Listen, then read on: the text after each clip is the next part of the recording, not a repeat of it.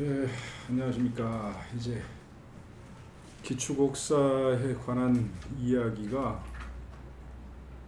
이제 후반부 얘기를 해야 되는데, 일반적으로 우리가 기축옥사라고 뭉뚱그려서 말을 하는데 조금 섬세하게 구별을 하자면 두 가지로 이제 구별을 할 수가 있습니다. 그러니까 10월 1일하고 2일 사이에서 10월 28일까지 벌어졌던 사건은 사실은 정열이 모반 사건이라고 불러야 돼요. 그리고 그때는 이제 정열입을 이제 죽이고 그 관계자 일당을 문초를 하고 직접 관련자들을 다 사사시키고 그럼으로써 사건이 일단락이 됩니다. 거기서 이제 정열입 모반 사건은 끝났다고요. 그리고 그 다음에 우리가 이제 기축옥사라고 말하는 사건이 벌어지죠. 그러니까 우리는 기축옥사를 광의의 의미하고 협의의 의미하고 두 가지로 쓸 수가 있습니다. 광의의 의미에서는 정열입 모반 사건부터 기축옥사 전체를 포괄하지만 협의의 의미로 본다면 정열입 모반 사건이 일단락되고 그 다음에 예기치 못했던 도화선에 의해서 이제 서인들의 동인에 대한 직접적인 공격이라고 간주되는 이제 기축옥사가 벌어지죠. 그래서 이제 오늘 말씀드릴 얘기는 그 기축옥사에서도 전라도 쪽 이야기, 그 전라도 쪽 이야기는 관련된 분들이 많아서 얘기하기가 굉장히 복잡한데 보통 이제 세 가문, 저는 짧게 줄여서 세 가문이 기축옥사라는 사건을 중심으로 어떻게 얽혀 들어갔는가, 그리고 그들 사이의 관계들이 이제 어떻게 형성되어 가는가 하는 것을 말씀을 드릴 텐데, 그 세 가문은 대표적으로 소세원을 만들었던 양산보가 포함된 제주 양씨, 사실은 이제 제주 양씨 전체가 아니고 제주 양씨의 양산보의 이제 손자에 해당하는 양천경, 양천의 형제에 관한 이야기인데, 그 제주 양씨 이야기 하나하고, 그리고 역사적으로 보자면은 사실 호남 지역에 이화 선생의 말에 따르면 문벌이라고 할 수 있는 집안의 조건을 갖춘, 오늘날에는 이제 행주 기씨 집안하고 저 해남 윤씨 이 정도를 전라도의 문벌이라고 보는데, 가만히 보면은 정말로 전라도의 문벌을 가문은 하나밖에 없었어요. 광산 이씨 집안입니다. 문벌 오브 문벌이라고 부를 정도로 압도적인 그 성취를 내고 있었죠. 그 가문이 기축옥사로 완전히 우리가 말 그대로 이제 멸족이라고 그러죠. 멸족을 당합니다. 그래서 그 광산 이씨 집안, 그리고 그 광산 이씨 집안하고 연결되어 있는 게 해남 윤씨 집안이죠. 그 이제 윤선도, 고산 윤선도 선생이 포함된 해남 윤씨 집안인데, 그래서 이 세 집안 이야기를 중심으로 해서 좀 살펴보고, 마지막에 이게 도대체 우리가 옛날 사건들을 돌이켜 보는 것은 옛날에 이런 일이 있었다, 혹은 뭐 이게 사실이고 이게 사실이 아니다를 떠나서 이게 오늘날 우리들에게 이게 도대체 무슨 말이냐, 반성적으로 우리가 살고 있는 시대하고 우리 자신들의 사회, 그리고 우리 자신들의 삶을 반성적으로 살펴볼 수 있는 계기가 되어야 되기 때문에 이게 무슨 의미인지 한번 생각을 해보자라는 의미에서, 제목은 순수의 종말. 저는 16세기 초중반까지만 해도 호남 유림계, 사실은 조선 유림계 전체가 순수의 시대를 살았다고 생각을 하거든요. 그런데 그 순수의 종말, 이제 순수 시대의 균열을 가져온 게 동서분당이었는데, 그것이 돌이킬 수 없는 이제 갈라섬으로 완전히 찢겨버린 것은 사실은 이제 기축옥사 때문이었죠. 그래서 17세기 직전에 일어나는 일이었는데, 이 17세기 직전의 호남의 비극. 먼저 조금 말씀을 드리자면, 역사에는 가정이 필요 없지만 이렇게 생각을 해봅니다.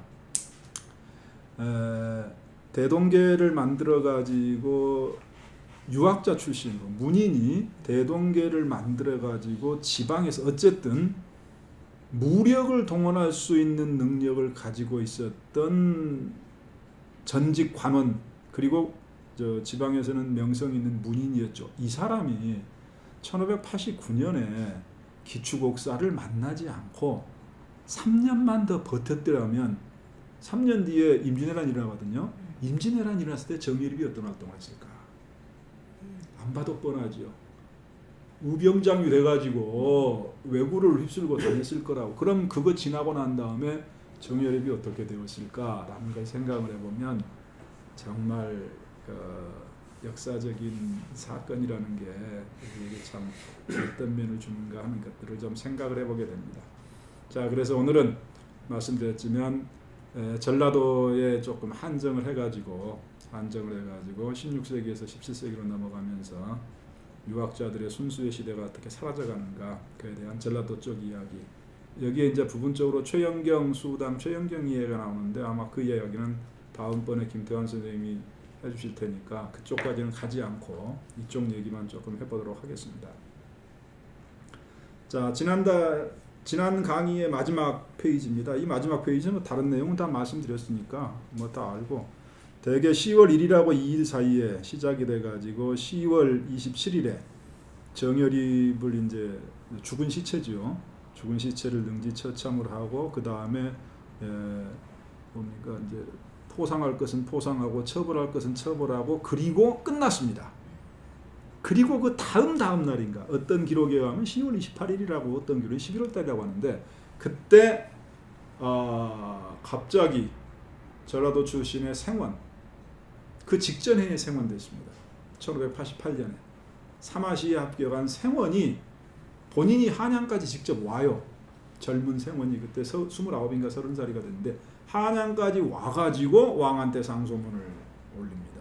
그걸 올린 사람이 누구냐 그러면 서세원의 그 양산보의 둘째 아드님 고암 양자증이라는 분의 둘째 아들. 그게 이제 양천회라는 사람이에요. 양산보 손자지요. 양천회라는 사람이 상소문을 올립니다. 그리고 우리가 기축옥사라고 말하는 사건이 정말로 여기서 이제 시작을 합니다. 근데 여러분 잘 아시지만 기축옥사에 관해서는 그 기록과 기억이 전부 다릅니다. 이쪽과 저쪽이 피해자 쪽하고 공격하는 측이 기록이 달라요. 그래서 기축옥사 관련 사료들을 볼 때는 양쪽을 이렇게 균등 있게 봐야지 한쪽만 보면 그 편파적인 시각에 들어가기가 쉽습니다. 그래서 기축옥사는 말하기가 좀 힘들어요. 그래서 자 여기서부터 시작하겠습니다. 광해군 일기에 1614년에 6월 24일 아이고 한여름입니다. 한여름에 왕하고 기자언이라는 대신이 얘기를 합니다. 광해군이 물어봅니다. 선조 때에 무고에 반좌된 자가 몇 명이라든가. 자, 두 단어가 나오죠. 무고하고 반좌. 무고는 뭐냐 그러면 고발하는 거예요. 그러니까 고발하는 거라고요. 저놈이 이러이런 죄를 지었습니다 하고 이제 고발하는, 우리도 무고죄 있잖아요. 오늘날에도 고발하는 거예요. 반좌는 뭐냐 그러면 자 무고를 했어요. 상소문을 올려가지고. 근데 조정에서 조사를 했어요. 사실 무근이에요. 그럼 어떻게 하냐 그러면 무고한 사람을 벌을 줍니다. 그게 반좌예요. 그러니까 무고를 해가지고 무고한 사람이 처벌을 받은 거. 고발을 했는데 고발당한 사람이 처벌받는 게 아니고 고발을 한 사람이 처벌받는 거. 이거 굉장히 드물거든요. 이런 굉장히 드문데 이 반좌를 할 때는 어떻게 하냐 그러면 저놈을 죽이십시오 그러면 고발한 사람을 죽여요. 저놈을 유배 보시십시오 그러면 고발한 사람을 유배 보낸다고요. 이런 식으로 그 함무라비 법전 스타일로 합니다. 그래서 거의 반좌의 율은 적용을 안 해요. 어지간해서는 무고를 했더라도 뭐 작은 꼬투리 하나로 있으면 아 그래 큰 건 아니지만 무고할 만한 뭐 고발 정신은 좋다 이러면서 처벌을 안 한다고요. 광해군이 물어봅니다. 우리 앞던 선조 때에 무고를 해가지고 그 무고죄 때문에 처벌을 받은 무고 고소인들이 있느냐? 그러니까 말을 해요. 세 사람입니다. 양천경, 그 양천의 형님입니다. 양자징 첫째 아들이라고요. 양천경, 양천의 강해. 강해라는 사람은 원래 이름을 바다의 자를 쓰는데 나중에 이제 그 삼수변의 볼견자를 써가지고 이름을 바꿔요. 그래서 강견이라고도 나오고 그걸 또 읽을 때는 견자가 현으로도 읽으니까 어떤 사료는 강현이라고도 되어 있는데 강현, 강견, 강해 그렇게 나오는데 다 같은 사람입니다. 이름을 바꿨어요. 그러니까 말합니다. 이 세 사람밖에 없습니다. 이게 무슨 말이냐면 양천 이 세 사람이 전부 다 뭐냐 그러면 그 기축옥사 때 그 이 상소문 올린 사람들이에요. 그러니까 이 사람들은 전부 무고의 죄를 받았다고 합니다. 무고를 했는데 고발인이 처형을 당해요. 양천경하고 양천에는 장형을 받고 유배가다가 장살 맞아 죽어요. 장살 당한다고요. 그러니까 사실은 이런 말은 좀 이쪽에서 민감합니다만은 소세원 가문에서는 굉장히 그 언급하기를 회피하는 사건 중에 하나죠. 소세원 사실에는 그래서 이 두 사람을 옹호하는 서인들의 글을 짤막짤막한 글들을 많이 수록해 놨습니다. 그런 거 아니라고, 그런 거 아니다, 그런 거 아니다, 그런 거 아니다 많이 해놨는데, 서인 측에서는 높이 평가해요, 이 사람들을. 근데 실제로는 조선왕조실록에 보면은 그 무고죄 때문에 반자율에 적용돼 가지고 장형을 받아서 죽었죠. 장사를 당해요. 자, 그래서 말씀드립니다. 이제 객관적인 기록. 근데 죄송한데 객관적 기록이 없어요. 우리나라 조선시대에 가장 객관적인 기록이 승정원 일기하고 조선왕조실록이거든요. 근데 놀랍게도 조선왕조실록 가운데 몇 개는 수정실록이 있어요. 수정실록이 있다는 얘기는 뭐냐 그러면 원래 실록이 있는데 나중에 고쳐 썼다는 얘기예요. 그러면 정치적인 권력의 동질성이 있는 데서 고쳐 썼겠습니까? 권력의 방향이 바뀌니까, 집단이 바뀌니까 역사를 다시 쓰는 거죠. 오늘날 우리 여기 누구지요? 그 이승만하고 김구하고 역사전쟁 100년 전쟁이라고 말하는 것하고 똑같아요. 그것하고 똑같고, 그렇게 보면 오늘날 우리나라에서도 현재 진행형이죠. 그런 역사전쟁이 조선에서는 실록전쟁으로 나타납니다. 그래서 선조실록은 두 종류가 있어요.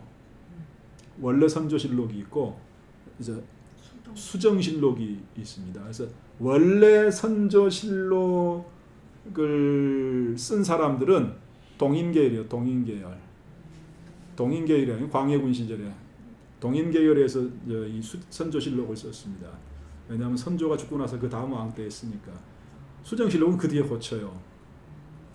근데 이제 수정실록은 그러니까 서인들의 관점에서 쓰여져 있습니다. 그래서 제가 똑같은 내용을 이렇게, 기록이 조금 다르다고요. 날짜도 어떤 것들은 날짜도 조금 다르고, 그리고 말하는 내용도 미묘하게 차이가 납니다. 자, 일단 선조실록을 보죠. 선조실록에 의하면 27일에 정열이 능지처참되고 포상 다 끝났거든요. 근데 선조실록에서는 28일 날 양천회가 상소문을 올렸다 이렇게 되어 있습니다. 끝났는데 올린 거예요. 이게 나중에 여기 이제 설이 많거든요. 근데 그 설에 대해서는 뭐라고 할 수 없지만 제가 보기에는 여기에 누군가의 의도성이 개입되어 있는 건 확실합니다. 다시 말하자면 정열이 모반 사건에서 끝내고 싶지가 않은 거예요. 그 다음에 가는 지뢰 때 레버리지로 사용하고 싶어하는 누군가가 있었던 겁니다. 그게 누구였는지는 이제 역사적으로 불투명하지만 그게 있었던 건 확실해요. 그렇지 않았더라면 사건이 이렇게 커질 리가 없거든요. 자, 이렇게 나와 있습니다. 양천에는 그 전날 1588년 식년시에서 생원시에 급제를 합니다. 양천회가 정열입의 옥사, 한제, 가뭄, 조세의 과중, 그 조정의 탐풍, 강상의 붕괴 등을 상소했다. 근데 말은 여러 가지를 하는데 제일 중요한 건 사실은 기축옥사에 대한 내용입니다. 근데 그 내용 중에 제일 핵심적인 대목은 이거예요. 역적은 죽였습니다. 그런데 지금 조정에는 역적을 두둔하는 세력들이 남아있고 그들은 아무런 처벌도 받지 않았습니다. 그러면서 이 상소문의 중요한 게 뭐냐면 노골적으로 이름을 거론해버립니다. 여기에 이름이 거론된 사람이 5명이에요. 이발, 이길, 백유양, 정언지, 정언신 이렇게 이름을 쫙 거론을 해버립니다. 자, 이게 이 상소문도 조선왕조실록에 실려 있어요. 실려 있고 그 밑에 이런 상소문이 올려왔다 그러고 왕조실록에는 그 기사의 제일로 밑에 보면 사관들이 자기들 관점을 쓰거든요. 사관들의 비평을 쓴다고요. 그 사관의 비평에 뭐라고 돼 있냐 그러면 이렇게 돼 있어요. 상소는 정철 등이 자기들과 의견이 다른 사람들을 모조리 죽이기 위하여 양천회를 사주해서 올린 것이다 이렇게 돼 있어요. 이게 선조실록이 이렇게 돼 있습니다. 근데 똑같은 기록이 수정실록에도 나오거든요. 거기는 이런 말 안 써요. 안 씁니다 그 사람들은. 이때 지목당한 사람들 얘기부터 하고 그렇게 할까요? 정언신은 잘 알다시피 정열입하고 구청관입니다. 이게 집안이에요. 근데 인척인데 전주 출신이고 이 정은신이라는 사람은 그 1589년 당시에 이제 우의정이었어요. 우의정. 왜 우의정이었냐 그러면 그 전에 1583년부터 85년까지인가 저 함경도에서 니탄계의 난이라는 게 벌어집니다. 쉽게 말하면 함경도에서 여진족들이 저 함경도를 쳐들어와요. 함경도를 쳐들어오는데 그때 조선은 그 국방 시스템이 뭐였냐 그러면 진관체제라는 겁니다. 진관체제. 그러니까 광주에 외적이 쳐들어오지요. 그럼 광주가 알아서 하는 거예요. 이런 식입니다. 이런 식. 그 충청도에 쳐들어오면 뭐 충청도에서 알아서 하는 거예요. 지역방 시스템. 예. 근데 여기는 몇 가지 조건이 있는데 그 병동일치고 그러니까 이게 이제 우리가 진관체제라고 불러요. 이 진관체제라고 부르는데 이 진관체제가 신속대응군으로서는 좋아요. 신속대응군으로서는 좋은데 문제가 뭐냐 그러면 지방에 규모 있는 병력을 상주시킬 수가 없잖아요. 그러니까 지방에 있는 병력보다 더 많은 대규모가 침략을 해버리면 손을 못 써요. 근데 니탄계의 난이 그랬습니다. 니탄계의 난이 이 여진족들을 끌어 모아가지고 대규모 병력으로 쳐들어와 본 거예요. 그래가지고 초장에 이 진관체제 시스템이 무너져 버려요. 그러니까 조정이 어떻게 하느냐 그러면 말하자면 함경북도 사령관이 있단 말이에요. 함경도 관찰사가 함경도 자동적으로 함경도 사령관이 돼요. 그때는 딱 오면. 근데 안 돼요. 안 되니까 어떠냐 그러면 조정에서 중앙에서 병력을 추가로 보내면서 함경도 사령관보다 더 높은 직위를 줘서 보내봅니다. 그때 그 조정에서 중앙관으로 보낸 문관이면서 무신 사령관직을 가지고 간 사람이 정은신이에요. 이 정은신이 끌고 간 휘하에 있는 소장 장수 중에 니탄계의 난을 계기로 해가지고 전국구로 떠오른 사람이 둘이 있습니다. 하나가 그 탕금대에서 말아먹은 신립이에요. 신립 장군이라고 해요. 신립 장군이고 하나가 누구냐면 이순신입니다. 이순신이 니탄계 난에서 활약을 해가지고 정사관이었는데 낮지 않는데 활약을 해가지고 말하자면 전국으로 이름을 이제 조정의 보고서에 올라가요. 이순신이라는 무관이 있는데 이러이러한 활약을 했습니다라고. 그래서 이제 일종의 전국적인 이제 지명도를 갖게 되는 계기가 됩니다. 그래서 정은신은 문신이었는데 우의정이 됐을 때 무관들도 정은신이 그걸 통솔해가고 잘했다고 굉장히 높은 평가를 받고 있었어요. 그러니까 우의정까지 했죠. 그리고 재밌는 것은 이제 어쨌든 정은신은 그래서 양청회가 이제 상소를 해가지고 이제 고소를 했잖아요. 그래서 조사를 받아가지고 이제 유배를 당합니다. 그리고 그 다음에 또 고발이 들어오니까 또 다시 유배 있는 사람을 불러다가 또 하려고 그러는데 이제 뭐가 문제가 되냐 그러면 여러분 잘 아시지만은 조선은 약간 사대부사회인데 사대부사회가 말이 좋아. 사대부지 약간 귀족적인 그런 게 있거든요. 그래서 예는 사 이하로 내려가지 않는다. 서인에게 그러니까 서인들은 보통 사람들은 예를 3년상 지킬 필요 없어요. 그런데 예는 4만 지키는 거예요. 4 이상만 지키는 거라고요. 이런 것처럼 처벌도 신분에 따라서 달라요. 그러니까 옛날에는 공경이 되면은 잡아갈 때도 말하자면 이 수갑을 안 채운다 이런 게 있다고요. 그래서 뭐냐면 정은신은 우의정인데 말하자면 영모에 연관되잖아요. 그러니까 일각에서 죽이자 그러거든요. 근데 그 공격 측에서나 방어하는 측에서나 다 반대를 해요. 다수가. 왜냐? 조정 대신을 죽인 사례가 없다. 지금까지 중국 고사에도 없고 우리도 없다고. 그거 죽인 왕치고 그 역사에서 그 좋은 왕이라고 평가받은 사람이 없다. 그래서 정은신 안 죽입니다. 그래서 유배를 보낸다고요. 갑산에 유배를 했는데 유배지에서 죽어요. 근데 이게 얼마나 웃기냐 그러면 1599년 되니까 복권시켜줍니다. 죽여놓고 한 10년 지나니까 복권시켜준다고. 이게 무슨 말이냐 하면 정은신은 영모의 직접적인 관련자가 아니다 그 말입니다. 구촌이고 뭐 알고 지내던 사이고 이런 것 때문에 한 것이지. 그러니까 기축옥사가 이상한 사건이라고요. 이건 영모가 아니라고요. 영모는 정열이 모한 사건이고 정은진은 정은신의 형입니다. 이 사람도 대단한 사람이에요. 당시 2조 참판이었습니다. 그러니까 정은신, 정은지, 정열이 보세요. 이 정씨들. 응? 정은신은 우의정이고 자기 형님은 이조 참판이에요. 이조 참판이니까 뭡니까? 내무부 차관이죠. 행안부 차관 정도 되는 거죠. 이 양반도 똑같이 그 기축옥사 때 그 이제 무고를 받아가지고 강계로 유배를 가거든요. 유배를 갔는데 임진왜란이 발발해요. 92년에 임진왜란이 발발하자마자 다시 복권돼가지고 한성부 좌임이 됩니다. 이런 사람들을 이제 그러는 거예요. 이발 이기는 이제 나중에 조금 이따 뒤에 자세히 말하겠습니다. 광산이시고 우리가 잘 알고 있는 저 교대 앞에서 조선대 앞으로 지나는 큰 대로, 큰 이 필문대로 그 필문 이선제의 후손들이죠. 이 집안이 아까 말씀드렸지 않습니까? 어떤 집안이냐 그러면 오원가라고 불릴 때는 형제 다섯이 다 과거급제를 했어요. 그래서 오원가라고 불렀습니다. 근데 또 그러고 나면 또 그만인데 그 다음 때인가 가지고 오원 팔선가라고 8명인가가 세보니까 홍문관에 근무를 한 거예요. 집안에서. 그래서 또 붙여줬습니다. 오원가에 팔선가다. 오원 팔선가다. 그 뒤에 몇 명 더 나왔죠.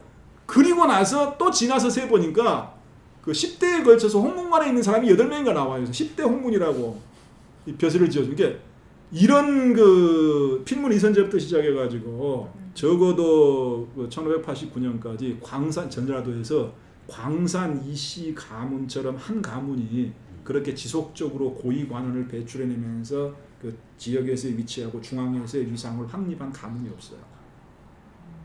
대대로 이렇게 고위 관원들을 배출해내는 가문이 없다고요. 그리고 그 당시 이발도 대사관으로 근무하고 있었고, 그리고 이길은 이제 홍문관 은교였습니다. 동생인데, 그리고 형님이 이제 이급이라는 사람이에요. 마지막 동생 이직인데 그 사람은 이제 요절을 했고, 이 세 사람이 기축옥사가 다 죽습니다. 백유양은 한양 출신입니다. 수원 백시고 그 휴암 백인걸의 조카예요. 근데 참 백유함이라고 휴암 백인걸 아들이 있습니다. 이 아들은 서인이에요. 이 아들은 서인인데 그 백인걸 조카는 이 동인이라고 해요. 왜 백유양이 그러냐면 백유양은 정여립 형님 정용이라는 사람인데 사돈사이에요. 자기 아들의 장인입니다. 자기 아들이 정용 딸하고 결혼을 해요. 그러니까 그냥 집안으로 얽혀 있는 거예요. 근데 나중에 백유함이 욕얻어 먹습니다. 왜냐하면 수원 백씨들이 걸리들잖아요 여기에. 근데 전혀 말하자면 온정의 손길을 내밀지 않고 차갑게 굴었다고 나중에 좀 신망을 잃어요. 그런 말도 야사에 기록돼 있고 그러면. 하여튼 이 사건이 여러 사람 복잡하게 만들었어요. 자, 아까 우리 10월 28일에 선조실록에 기록 올라온 거 보셨죠? 뭐 정처리 시켜가지고 뭐 이런 것이다 사관비변. 자, 똑같은 내용인데 선조수정실록입니다. 선조수정실록에 하면 기록이 조금 늦어요. 11월 1일로 되어 있습니다. 자, 이렇게 되어 있어요. 양천회가 여기는 말이 더 분명합니다. 역적과 교분이 있었던 자의 처벌에 대해서 상소했다. 이렇게 되어 있어요. 말을 정확하게 썼어요. 양천회가 고발한 사람들은 역적이 아니라 역적하고 친한 사람들이다. 이렇게 얘들은 정확하게 씁니다. 근데 거기는 앞에 가면 정여립 모반 사건 이렇게 돼 있지 무슨 뭐 관계가 있다 이런 말은 안 써요. 근데 이 사람들은 딱 가려졌어요. 이게 말하자면 지금 이하에 나오는 사람들은 그 역모와 직접 관련된 사람이 아니고 그 역적하고 역모로 처벌한 정여립과 친한 사이였기 때문에 딱 이 문장을 읽으면 벌써 이 사람들은 이제 끌려 들어간 사람들이구나라는 걸 딱 느끼게 글을 써놓습니다. 예산들 글 말을 하나하나를 쓰는 게 다 골라서 쓴다니까요. 내용은 똑같아요. 누구인데 이름이 똑같습니다. 이름이 똑같은데 그 밑에 말에 왕의 반응을 적어놨어요. 이건 지금 서인들이 쓴 거거든요. 왕의 반응인데 소장이 올라가자 왕께서 이렇게 한탄을 하셨다. 양천의 상소가 늦게 왔다. 뭔 말이에요? 빨리 왔으면 정여립 모반 사건 28일 날 처리하기 전에 이것들도 일망타진하는 건데 왜 끝나니까 늦게 보냈냐? 좀 빨리 보내지. 이렇게 써 있습니다. 앞에서는 이건 정처리 시킨 것이다. 그게 동인들 시각이에요. 이게 서인들 시각입니다. 그런 말 전혀 안 해버리잖아요. 또 하나 더. 그 다음에 이것도 이제 11월 3일에도 똑같은 내용이 나옵니다. 그리고 그 다음에 11월 3일에는 이름이 하나가 더 나와요. 두 사람이 김우홍과 최영경이 나옵니다. 최영경이 이제 대표적으로 이제 남명 선생의 이제 제자라고 볼 수가 있죠. 그 다음에 또 누가 나오냐 그러면 1589년 12월 달이 됩니다. 12월 달에 한 사람 이름이 더 나와요. 그게 누구냐 그러면 정암수입니다. 창랑 정암수라는 사람이에요. 창랑 정암수 등이 이산에 그때 영의정이었죠. 정은신, 정인홍 그리고 유성룡 등을 지쳐가는 상소를 올렸다 이렇게 되어 있습니다. 자 그런데 재밌는 게 있어요. 그 뒤에 실록에 이 상소 정암수가 올린 상소문 내용이 나오거든요. 근데 이 상소문이 어디에 실려 있냐 그러면 소세원 사실에 실려 있습니다. 소세원 사실에 왜 실려 있냐 그러면 이 상소문을 써놓고 거기에 줄을 딱 달아놨어요. 이 상소문은 유사공, 그 유사공이 누구냐면 양천경이거든요. 이 상소문의 초안은 양천경이 썼다고 전해진다 이렇게 돼 있어요. 실제로 양천경도 1990년에 또 상소를 올립니다. 올려요. 그 이야기 조금 이따 좀 할게요. 어쨌든 정암수가 올려가지고 이제는 동인들의 대신들, 동인의 대신, 조정 대신이라고 말하는 사람들을 이제 비난하기 시작을 합니다. 그게 이제 여기에 이제 올라와 있어요. 정암수가 이름을 말한 사람들이 이제 주로 이 사람들입니다. 정은신은 좀 전에 말씀드렸죠. 근데 그 정은신이 그 고산 윤선도의 사돈이 정세관이거든요. 이 정세관의 할아버지입니다. 그러니까 정은신하고 윤선도 집안, 해남 윤씨 집안하고도 이 정씨 집안하고 해남 윤씨 집안도 이렇게 보면 이렇게 연결돼 있어요. 원래 이 해남 윤씨가 전라도에서 이제 기축옥사로 사라지고 난 다음에 보기 드문 생존해가지고 보기 드물게 동인 정체성을 유지한 집안이에요. 해남 윤씨가 전라도에서는 보기 드문 동인 집안이거든요. 그 다음에 그 나주 출신의 권제 정계청 선생, 사암 박순 선생의 문인이거든요. 사암 박순 선생은 화담 서경덕의 문인입니다. 사암 박순 선생은 15년 동안 이 화순 출신이란 말이에요. 응? 저 아버지가 박우인데 그 형이 눌제 박상이라고요. 박상 박우 형제인데 그 눌제 박상은 전라도 유학에서 굉장히 중요한 사람이에요. 충주 박씨인데 충주 박씨 집안 일이 올라와가지고 전라도에 그 유학의 토대를 다진 집안 중에 하나거든요. 근데 이 사람 박수는 화순 출신인데 그 선조 시대에 이게 연도로 따지면 한 15년인가? 실제로는 한 13년인가 14년인가 그 재상을 정승을 지냈다고요. 그래서 대단한 사람입니다. 전라도의 출신의 조선시대 정치인 중에서 아마 최고위로 올라간 사람은 사람 박순이에요. 근데 영번은 화순 출신이잖아요.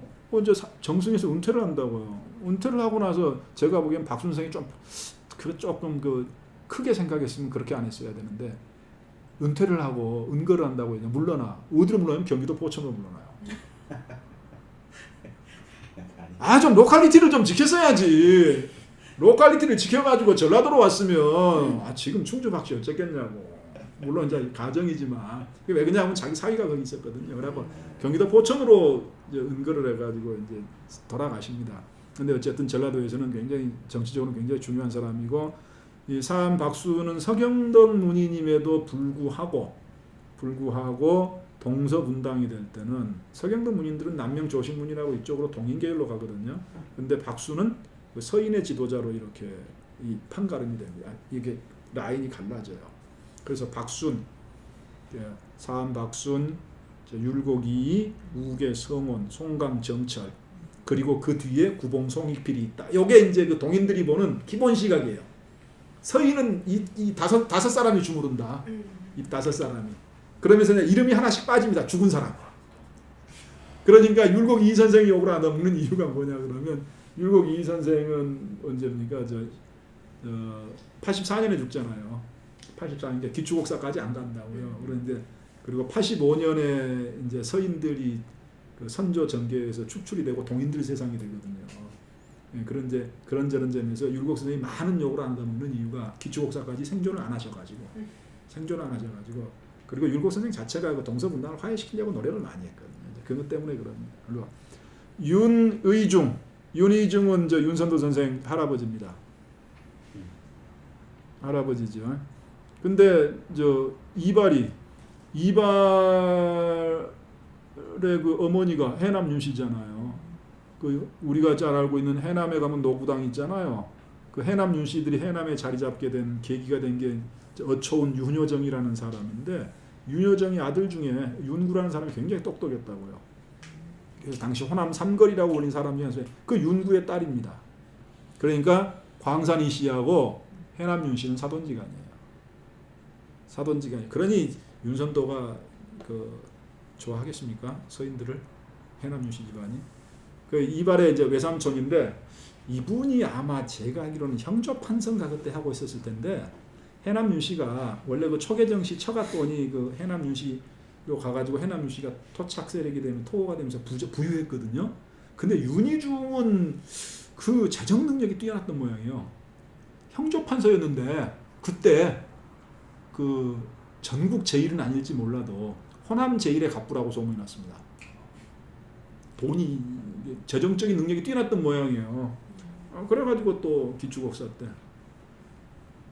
저것은 저 역적 집안, 저 광산이 씨 집안하고 사돈 뭐 이렇게 되면서 어떻게 저렇게 치부를 할 수 있냐, 어떻게 저런 인간이 저 조정에 있을 수 있냐, 그래갖고 또 귀한 거잖아요. 이발 이기는 그러니까 윤선도의 오촌 당숙이라고요. 이발 이기 형제. 그리고 이제 서해 유성룡은 너무 유명하니까 이제 빼겠습니다. 그리고 이제 전라도에서 우리가 웃으면 안 되는데 그 제일 유명한 그 말도 많고 탈도 많은 창녕조씨, 정곡 조대중. 그때 전라도 화순 출신이에요. 전라도 도사였거든요. 전라도 도사하고 이제 정열이하고는 그냥 그렇게 알고 지내는 사이입니다. 근데 어째서 눈물을 흘렸는지 몰라요. 그 여러 가지가 있어요. 뭐 이제 누구하고 헤어지다가 그랬다는 얘기도 있고, 무엇이 틱거리 들어가서 그랬다는 얘기도 있고, 무슨 관비하고의 뭐 로맨틱이 뭐 여러 가지 얘기가 있는데 하여튼 운 건 사실이에요. 하여튼 울었대요. 근데 그게 어떻게 와전이 됐냐 그러면 역적을 위해서 울었다, 이렇게 와전이 됩니다. 그러니까 정열입을 위해서 눈물을 흘렸다, 이렇게 와전이 돼요. 그렇게 해가지고 죽죠. 왜 그때 울어? 그래? 안 울어도 잘했을 거예요. 안 울어. 어차피. 유멍정도 이제 문화유씨입니다. 그 나주 출신이거든요. 당시 남원 부사였다고요. 그리고 저 정열입하고 친했죠. 그래서 이렇게 정계청, 이발, 이기, 조대중, 유몽정은 우리가 흔히 기축옥사의 동인오현, 전라도의 동인오현이라고 부릅니다. 쉽게 말하자면 죄 없이 그 희생당한 사람들이라고 봐요. 그래서 사후에 이 사람들은 다 복권 다 됩니다. 시간 지나고 나서. 이게 이제 정함수가 이제 이 사람들을 이제 하죠. 자, 그리고 나서 또 이런 기록이 있습니다. 나중에 나온 기록인데, 이금익의 열려신기술이 그 역대 고사 이제 있었던 일들을 이제 자기 나름대로 정리한 거거든요. 근데 선조조 고사본만, 그러니까 선조조에 일어났던 사건의 뭐 앞뒤가 어떻게 되냐 굉장히 많아요.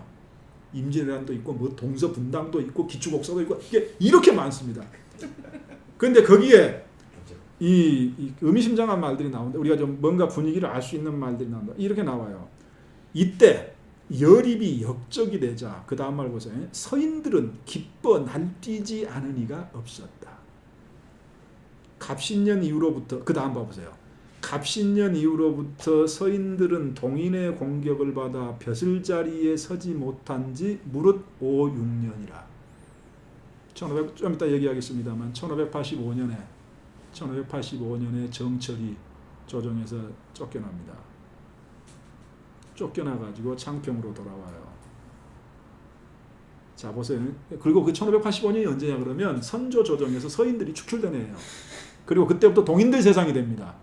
이게 무슨 말이냐? 기축옥사 일어날 때 조정의 권력은 동인들이 가지고 있었어요. 동인들이 제야가 아니었고 동인들이 메인스트림이었다고요. 근데 그 기축옥사로 이걸 뒤바꿔본 겁니다. 서인들이 뒤바꿔버린 거예요. 근데 여기에 보면 그 말이 나와 있잖아요. 이게 1585년 이후로부터 동인의 공격을 받아서 서인들은 벼슬자리에 서지를 못했다. 무릇 5, 6년 동안 울분이 쌓여 있었다. 그래서 무식하고 귀역 같은 무리들이 입대를 당하여 손뼉을 치고 기뻐하면서 역적이 동인에서 나왔다라고 좋아했다는 거예요. 잘 되었다. 이게 패를 뒤집을 기회다. 이랬다는 겁니다. 그러면서 동인들은 다시 일어설 수가 없었고 서인들은 여립을 빌미로 동인을 빠뜨리는 함정을 삼아서 공공연하게 이렇게 말했다. 누구는 누구의 일족이고 누구는 누구의 친구다. 그래서 역적하고 친분이 두터운 자들은 반드시 죽이고 역적이 누군지 모르더라도 동인이라고 명목이 붙은 자들은 조사는 조정에서 배설하는 사람, 조사나 유생을 막론하고 다 의구심을 품어서 차마 보고 들을 수 없는, 눈으로 보고 들을 수 없는 지경이었는데 이때 양천회가 서울로 올라와서 제일 먼저 상소를 올렸다. 이게 도대체 뭐냐고요. 자, 호남이 왜 거기서 나왔었을까? 소세원 담양 사람이잖아요. 담양 사람이 왜 이런 행동을 했을까요?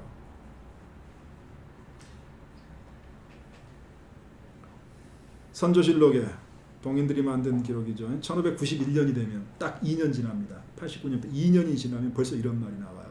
최영경이 그들은 이제 기초고사 지나가거든요. 최영공을 무고한 양천경, 양천회, 강견, 아까 말씀드렸죠. 강해라고도 하고 강현이라고도 합니다. 김극관, 김극인 등을 국문했다. 근데 여기에 보면 이렇게 나옵니다. 천경, 천회, 강경 등은 2차의 형신을 바꿔서, 말이 좋아 형신이지 고문했다는 얘기예요. 고문을 받고서 정철의 풍지를 받아 최영경을 길산봉이란 사실무근한 말을 지어내어 서로 수창했다라고 승복했다, 자백했다는 얘기예요. 무슨 말이냐? 양천경, 양천회가 자백했습니다. 무고라고. 무고이고 이것을 누구의 지위를 받아서? 정철의 지위를 받아서 했다라고. 물론 이건 선조실록은 동인들이 만든 거라고요. 근데 왕조실록에 이렇게 했다라는 이야기는 실제로 자백을 했다는 이야기예요. 그러니까 공식적으로는 자백을 한 겁니다. 자백을 한 거. 그래서 선조실록의 기록에 하면 양천경, 양천의 강견은 장독으로 죽었다. 이게 무슨 말이야? 장형 때리고 나서 그 파상풍 그런 병으로 죽어버린 겁니다. 이게 91년이라고요. 자, 그리고 열려실기술에도 여기 나옵니다. 열려실기술에 의하면 이게 이제 어떻게 전해졌냐? 90년이거든요. 강의 양천경이 조웅기에게 말했다. 길산봉이 최영경이다. 조웅기는 홍여순에게 보고했다. 홍여순은 장계를 올렸고 또 경상병사인 양사영에게 공문으로 보냈다. 양사영은 허은과 김수의 말에 의해서 최영경을 잡아넣었다. 국청에서 홍여순에게 근거가 뭐냐? 그러니까 홍여순이 조웅기다. 조웅기는 누구다? 김극관이한테 들었다. 김극관이 누구한테 들었다? 강해하고 양천경에게 들었다. 자, 여기서 양천의 이름 사라지고 또 형님 이름이 나오죠. 그러니까 이겁니다. 이제 뒤에 볼 텐데 그 소세원 3대 가운데 이 사람들이 자발적으로 했을까요? 아니면 누가 시켰을까요?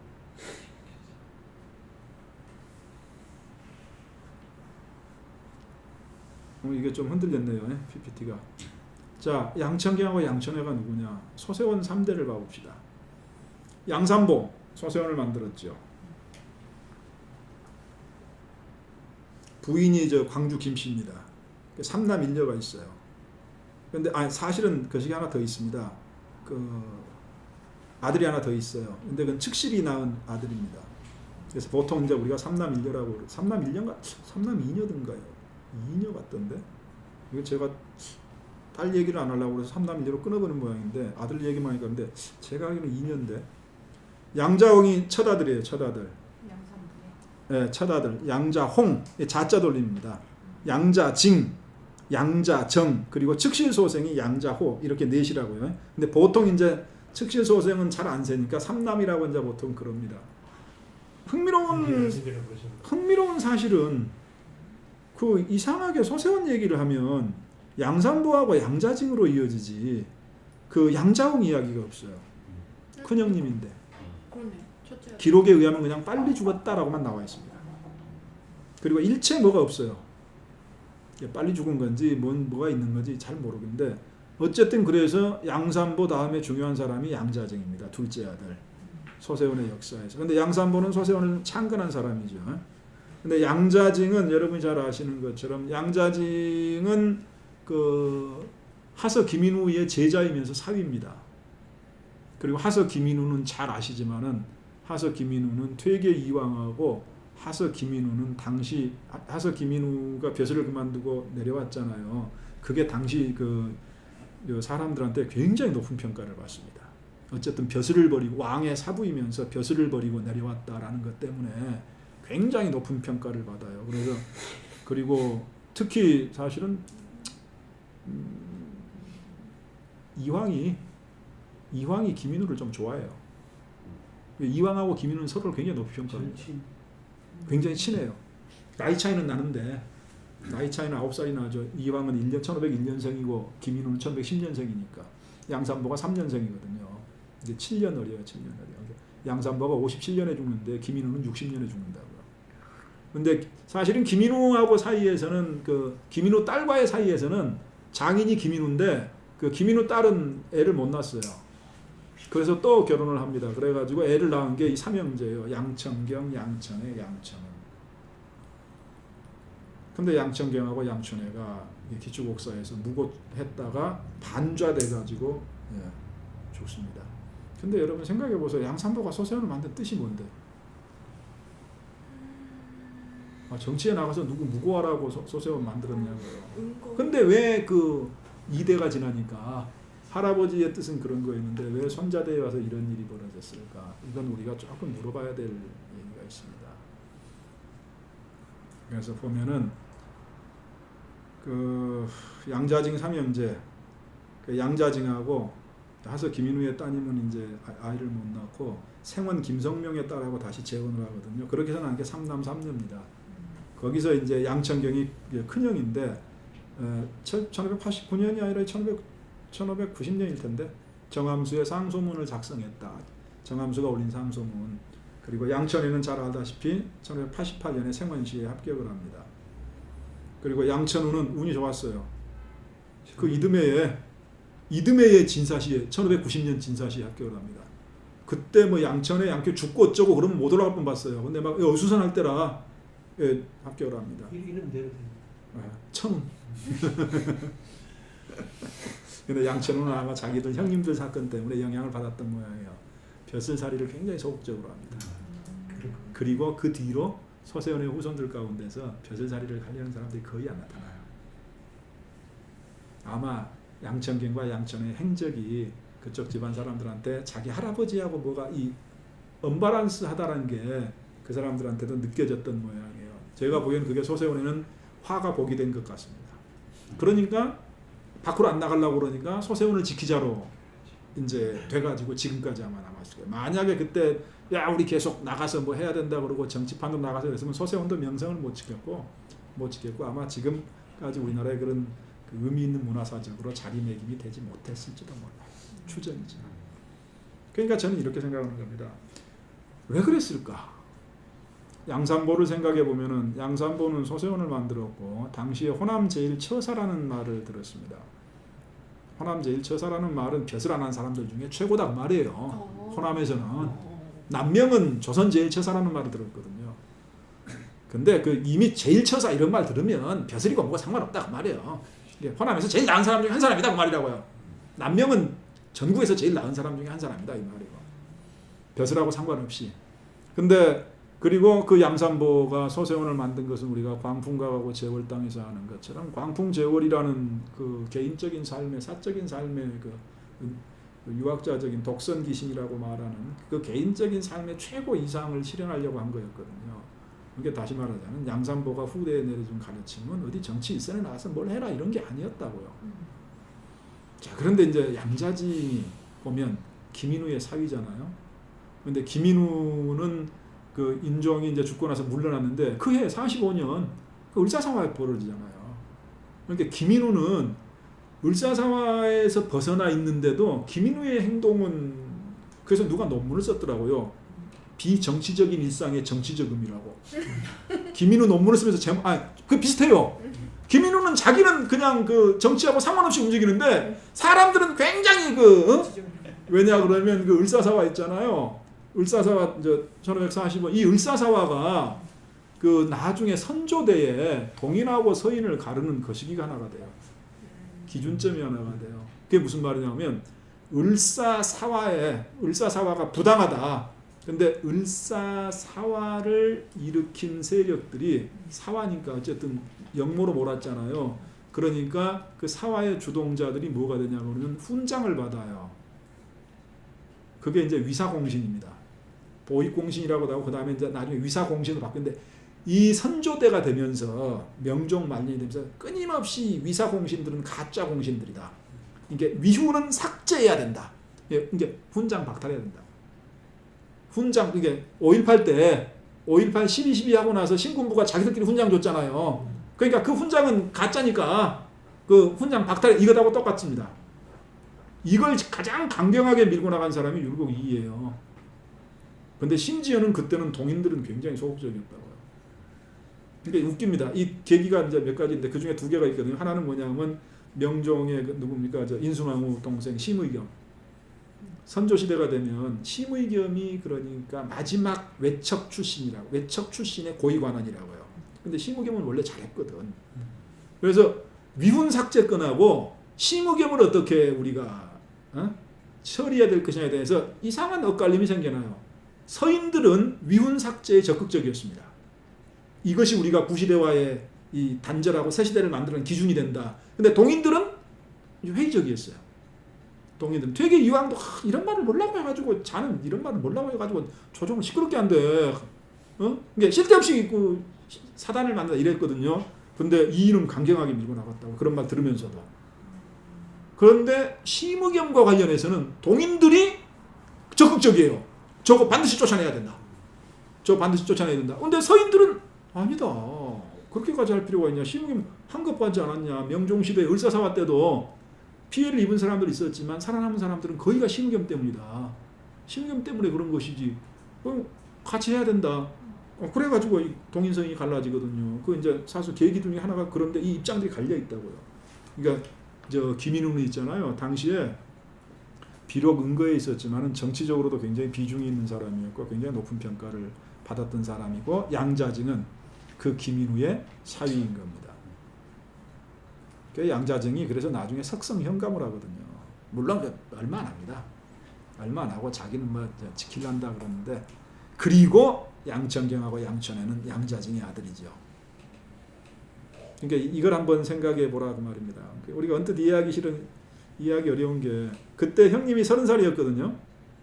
동생이 27입니다. 그러니까 30살하고 27살 소세원의 두 젊은 살림은 왜 그런 정치적인 상소문의 주동자가 되었을까? 그리고 그 상소문의 희생자들 우리가 알고 있는 이발, 이길, 뭐 이제 조대중, 정계청 그리고 나중에 최영경까지 왜 이런 일이 벌어졌을까? 그래서 가장 이제 유명한 이론이 이겁니다. 정철의 사주다. 선조실록에도 나와 있어요. 정철의 사주다. 과연 그러냐? 우리가 지금까지 남아있는 자료를 토대로 할 때 첫째, 자백한 건 사실이에요. 무고했습니다. 그리고 또 장사를 맞아 죽었다니까. 이게 무고했다라고 자백을 했다고요. 나중에. 이게 무고를 했고 무고했다고 자백을 했고 그것이 정철의 그 사주다라고까지 자백을 했어요. 자백을 했다고요. 근데 우리가 잘 알지만은 조선시대 자백이라는 건 원래 믿기가 힘듭니다. 왜 그러냐 그러면 그것은 그 말씀드렸잖아요. 저 고문할 때 어떻게 한다고 맨 처음에 여러분 그 옛날 역사 뭐 저 고을 사또가 탁 목에 칼 차고 와가지고 네 죄를 네가 알렸다. 응? 그래갖고 이실직고 하렸다. 진실대로 고지고대로 고하라 그런 말이에요. 그래갖고 자백하죠. 그럼 이런 못된 놈이 있나 매우 쳐라 그래요. 그래갖고 네 죄를 네가 알렸다 그랬는데 사또 저는 죄가 없습니다 그러잖아요. 그럼 이놈이 실토할 때까지 쳐라 그래요. 무슨 말이냐? 어차피 고문이라고요. 그리고 고문은 있잖아요. 고문한다는 것은 얘들은 고문한다는 사실 자체가 유죄의 기초적인 증거예요. 왜? 네가 죄가 없으면 고문을 받을 이유가 없어요. 조선은 우리하고 다르다니까. 그 나라 그때 그 시대는 고문을 받는다는 것 자체가 이미 너는 죄가 있다는 얘기예요. 그러니까 고문하는 사람은 자백을 받을 때까지 고문해 봅니다. 기우제하고 똑같아요. 기우제가 효험이 있는 게 아니고 비올 때까지 기우제를 지내본다고. 그러니까 자백할 때까지 고문해 버려요. 그러니까 자백은 했는데 고문에 의한 자백이기 때문에 신뢰하기는 힘들다. 그렇다 보면 말 빼놓고 정철의 배우설에 대한 증빙 자료가 없다. 이건 두 가지로 생각할 수 있습니다. 실제로 없거나 그리고 이걸 누가 증거한 거예요? 아니 그 직접도 아니고 사주인데 이런 거죠. 자네들이 거시기했으면 좋겠네. 자네들이 좀 거시기하지 않겠는가? 요즘 시국이 좀 거시기하네. 내 원로의 입장으로서 보니까 거시기하네. 이렇게 말하는 거지. 누가 야 네가 저기 다섯이 있는데 이런 식으로는 말 안 하죠. 그러니까 정황 증거를 보면 이런 게 있습니다. 정철은 실제로 서인의 지도자 가운데 한 사람이에요.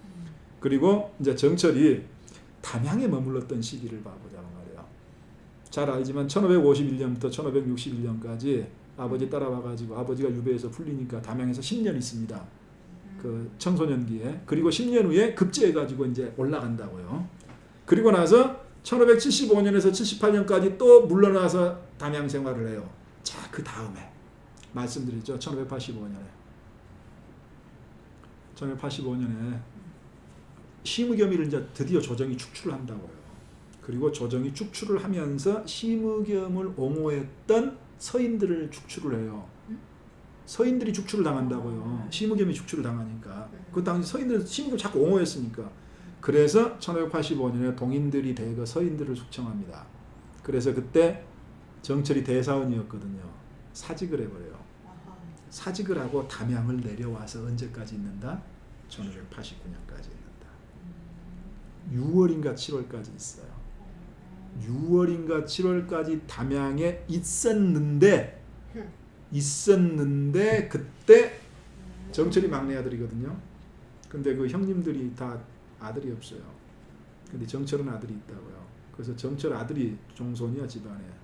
막내 아들의 큰 아들이 종손이 됐어요. 근데 큰 아들이 죽어요. 큰 아들이 죽으니까 이 선산이 경기도 고향에 있거든요. 그러니까 정철이 지난번에 말씀드렸지만 어떻게 하냐 그러면 종손은 집안의 가장 큰 아버지라고 말해요. 종자법에 의하면, 종법에 의하면. 그러니까 우리 아들, 나한테는 개인적으로 아들이지만 이 아들을 위해서 내가 3년상을 치르겠다 그래가지고 경기도 고향에 가서 아들의 묘소 옆에서 신묘살이를 한다고요. 그러고 있는데 10월 달에 그 소식을 들은 겁니다. 기축옥사 소식을, 정열인 모반 사건 소식을 듣는다고요. 자, 근데 여기서 중요한 건 1585년부터 89년까지 정철이 담양에 머물렀다는 거예요. 담양에 머물렀으니 그 주변에 있는 젊은 애들이, 서인 계열의 젊은 애들이 누구의 영향을 받았겠느냐? 그건 안 봐도 정철의 영향을 받았을 것은 사실로 보인다 그 말이에요. 그럼 그 사람들은 정철, 다시 말해 정철의 시각도 서인들의 시각이거든요. 그러니까 서인들의 시각에서 그 사태를 바라봤을 확률이 매우 높다. 그렇게 볼 수 있는 겁니다. 정철은 또 소세원이나 그 옆 동네고, 소세원하고 누굽니까? 김인우를 굉장히 존경하거든요. 그리고 정철도 문인이잖아요. 그 다음에 면왕정 송순도 문인이고, 그리고 거기가 그 사람들이 모이는 데가 소세원이고. 그러니까 이걸 보면은 소세원이 그때 당시에 여론의 중심지 역할을 했을 확률이 굉장히 높다. 그리고 그런 환경에서 양천경, 양촌회가 보고 듣고 성장했을 것 같아요. 그리고 1585년에 이제 기축옥사가 되고, 이 정철이 우의정과 위관이 되는 게 양천회의 상소 때문입니다. 말했잖아요. 아까 정원신이 우의정이었다고. 양천회의 상소가 올라오니까 정원신이 파직을 당해요. 그 자리를 정철이 우의정이 되고, 그리고 위관이 됩니다. 특검장. 특검장이 된다고. 특검장. 그때부터 이제 정철이, 그래서 11월 양천회의 상소가 올라오고 11월 7일 날 우의정 정은신이 파직이 됩니다.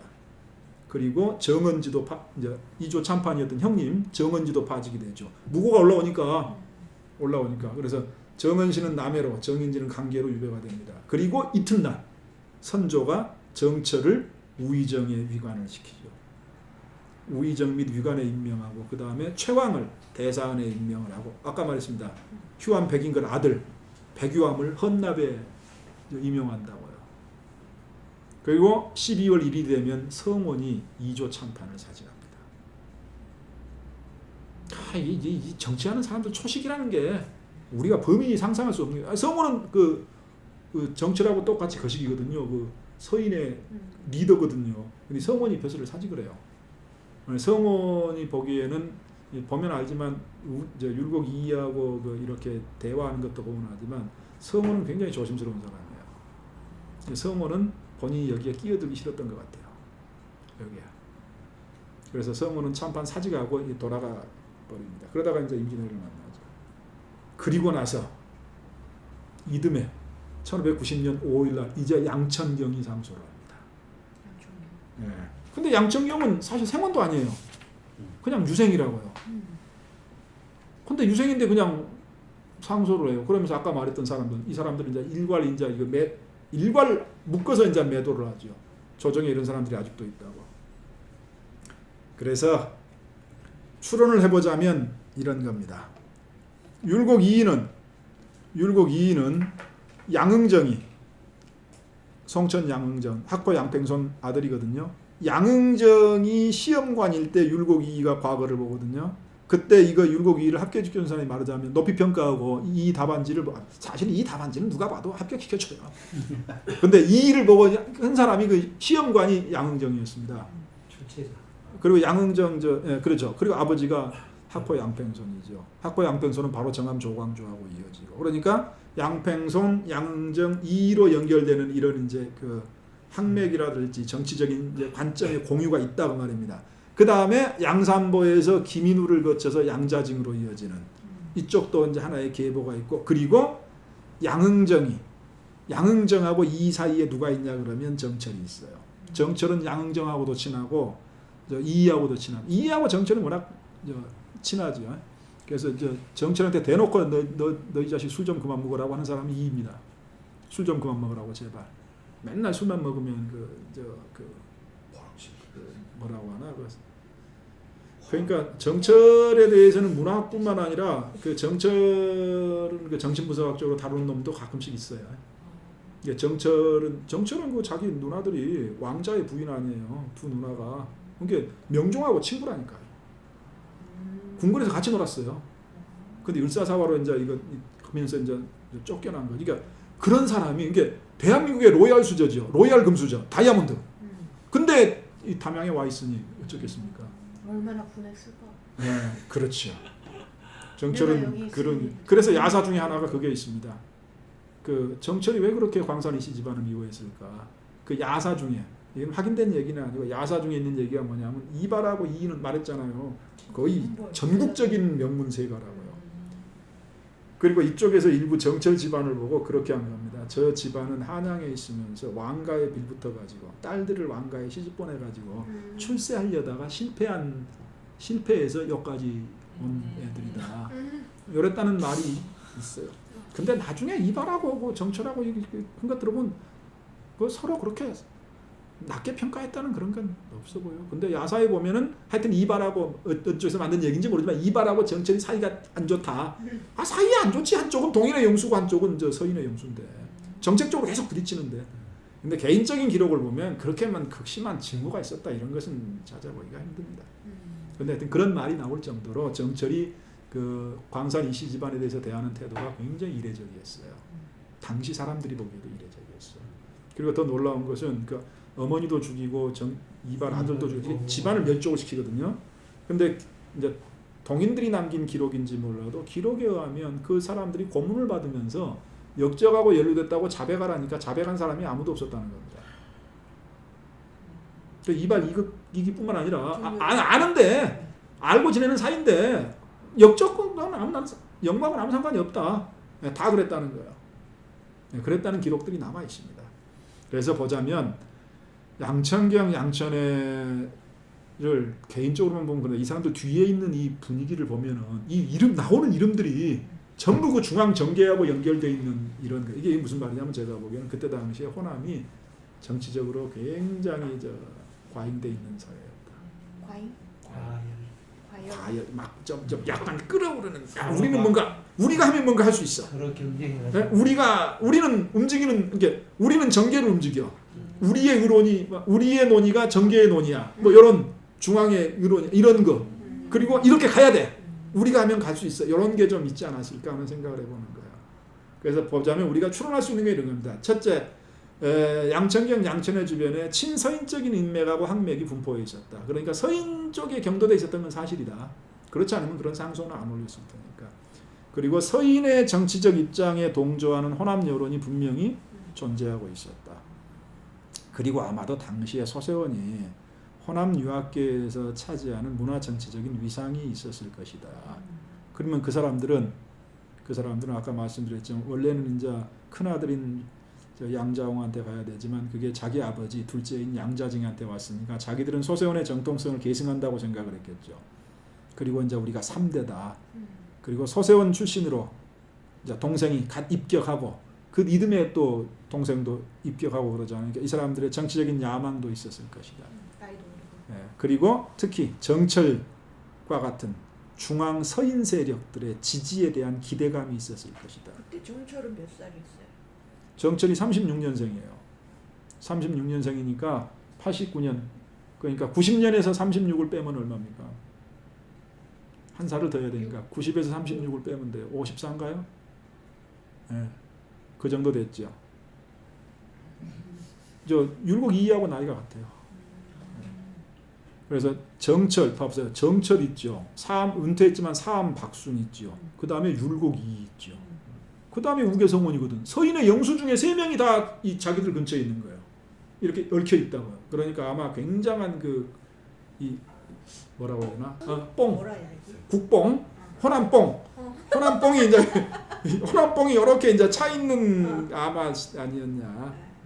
그래서 결국에는 호남의 친서인적인 여론을 등에 업고 중앙 정계에 우리가 영향력을 행사할 수 있다라는 정치적인 판단을 했을 것이고, 문제는 제 말은 서세원이 중심이 되지 않았으면 양천경, 양천의 형제가 자기 이름으로 상소문을 올리는 그런 일은 없었겠죠.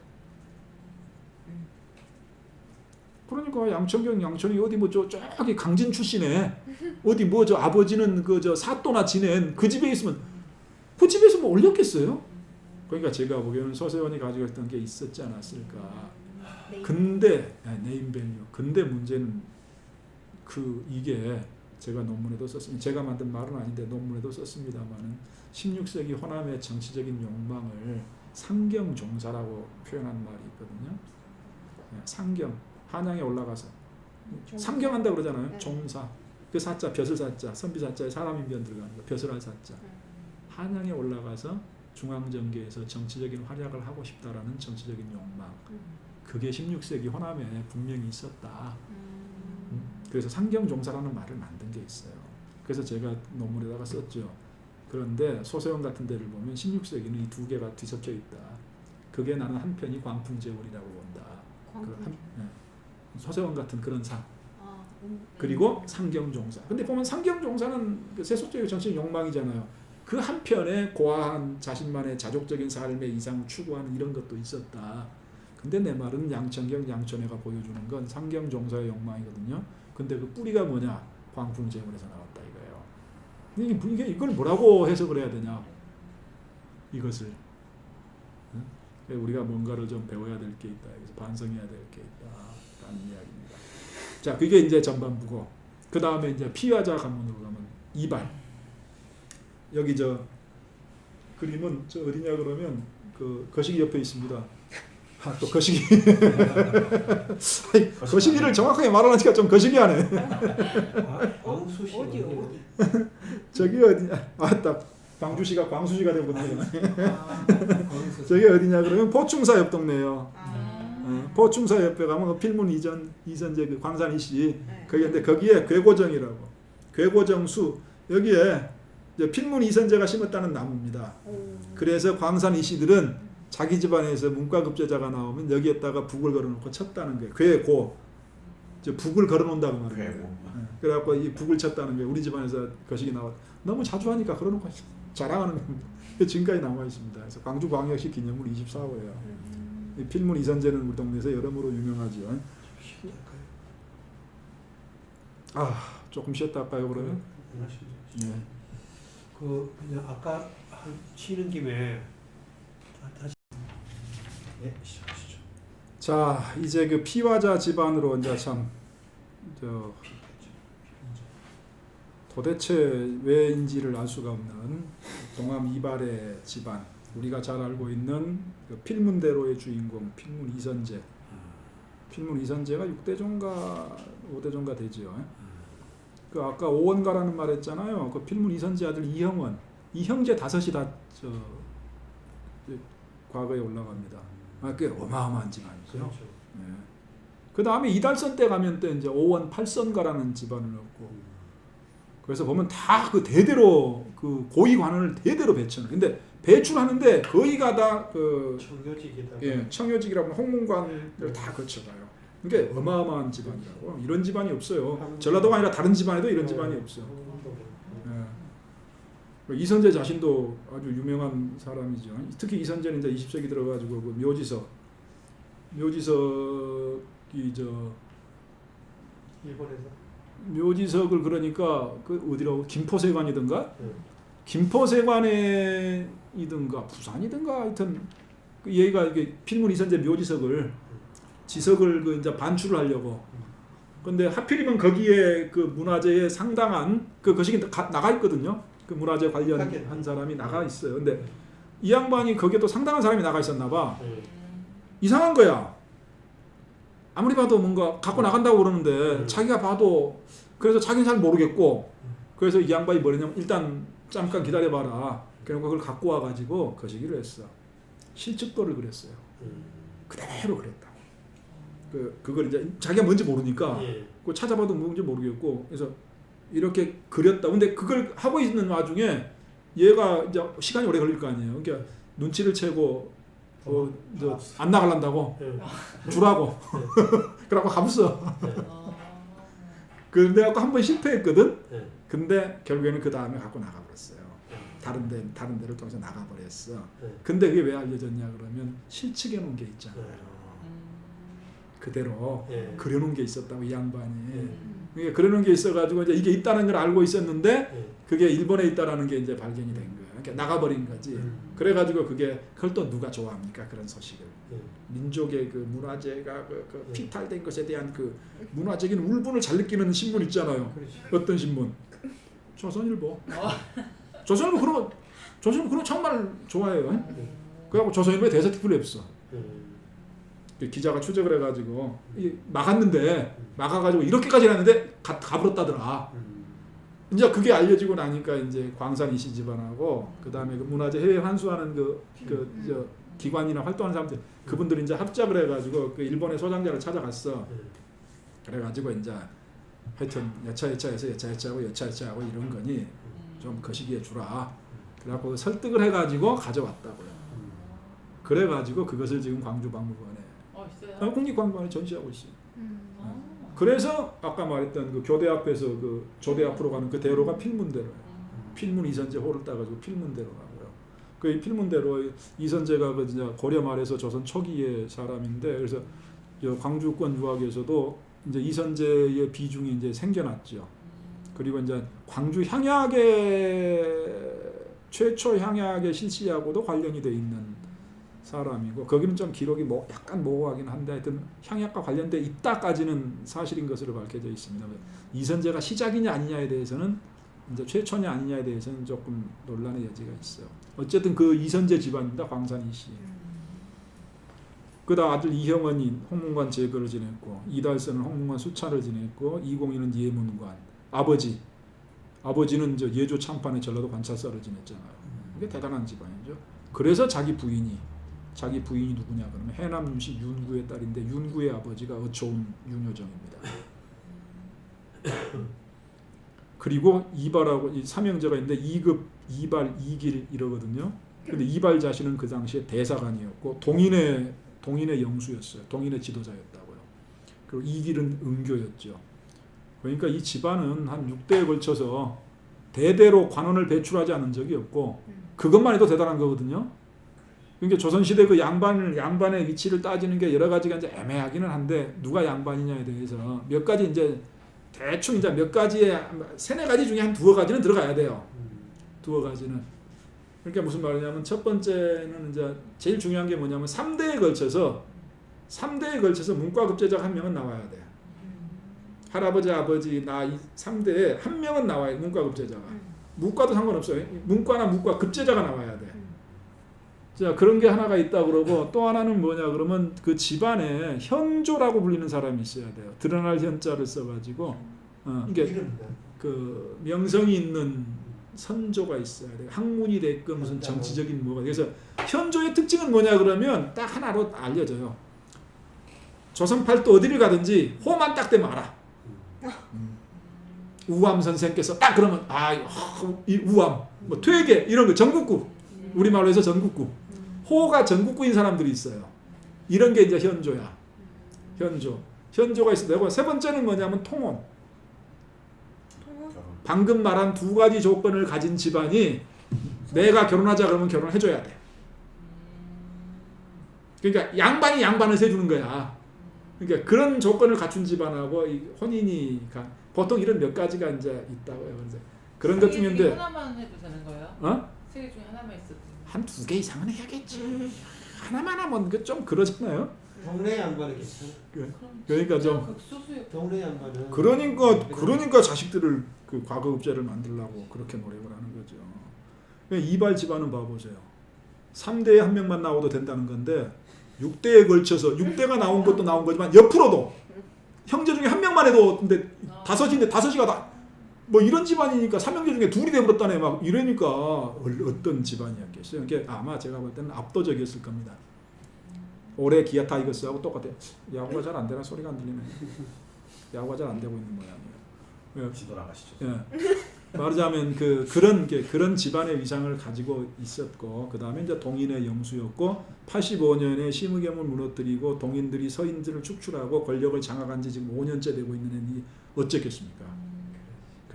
그때 이제 정열이 모반 사건이 이발은 타도 대상이다. 서인들한테. 예. 아까 윤구 말했죠. 그 윤구가 윤여정 아들이거든요. 윤여정 아들이 윤구고 윤구 아들이 윤의중이고 이 윤의중이 저 형조 참판이었고. 그러니까 윤의중하고 저 이발 엄마하고 오빠 동생 뭐지? 남자 여자 남매라고 했나? 말이 생각이 안 나죠. 너무 쉬우면 남매라고요. 그러니까 이렇게 보면은 윤선도한테 이발이 오촌 당숙이가 돼요. 윤우중이 그때 그 윤유심이 이제 생부인데 윤선도는 나중에 이제 그 동생인 윤유기한테 이제 후사로 이제 갑니다. 근데 생부는 이제 윤유심이죠. 그리고 이제 고산 윤선도죠. 그 증손자가 이제 그 식이고 누굽니까? 저 공제 윤두서의 또 외증손인가가 또 이제 다산 정약용이고 이래요. 그 당 정약용 집안이 해남윤씨 집안하고 이렇게 돼 있거든요. 근데 이 윤씨 집안도 광산이 씨하고 하면 안 되죠.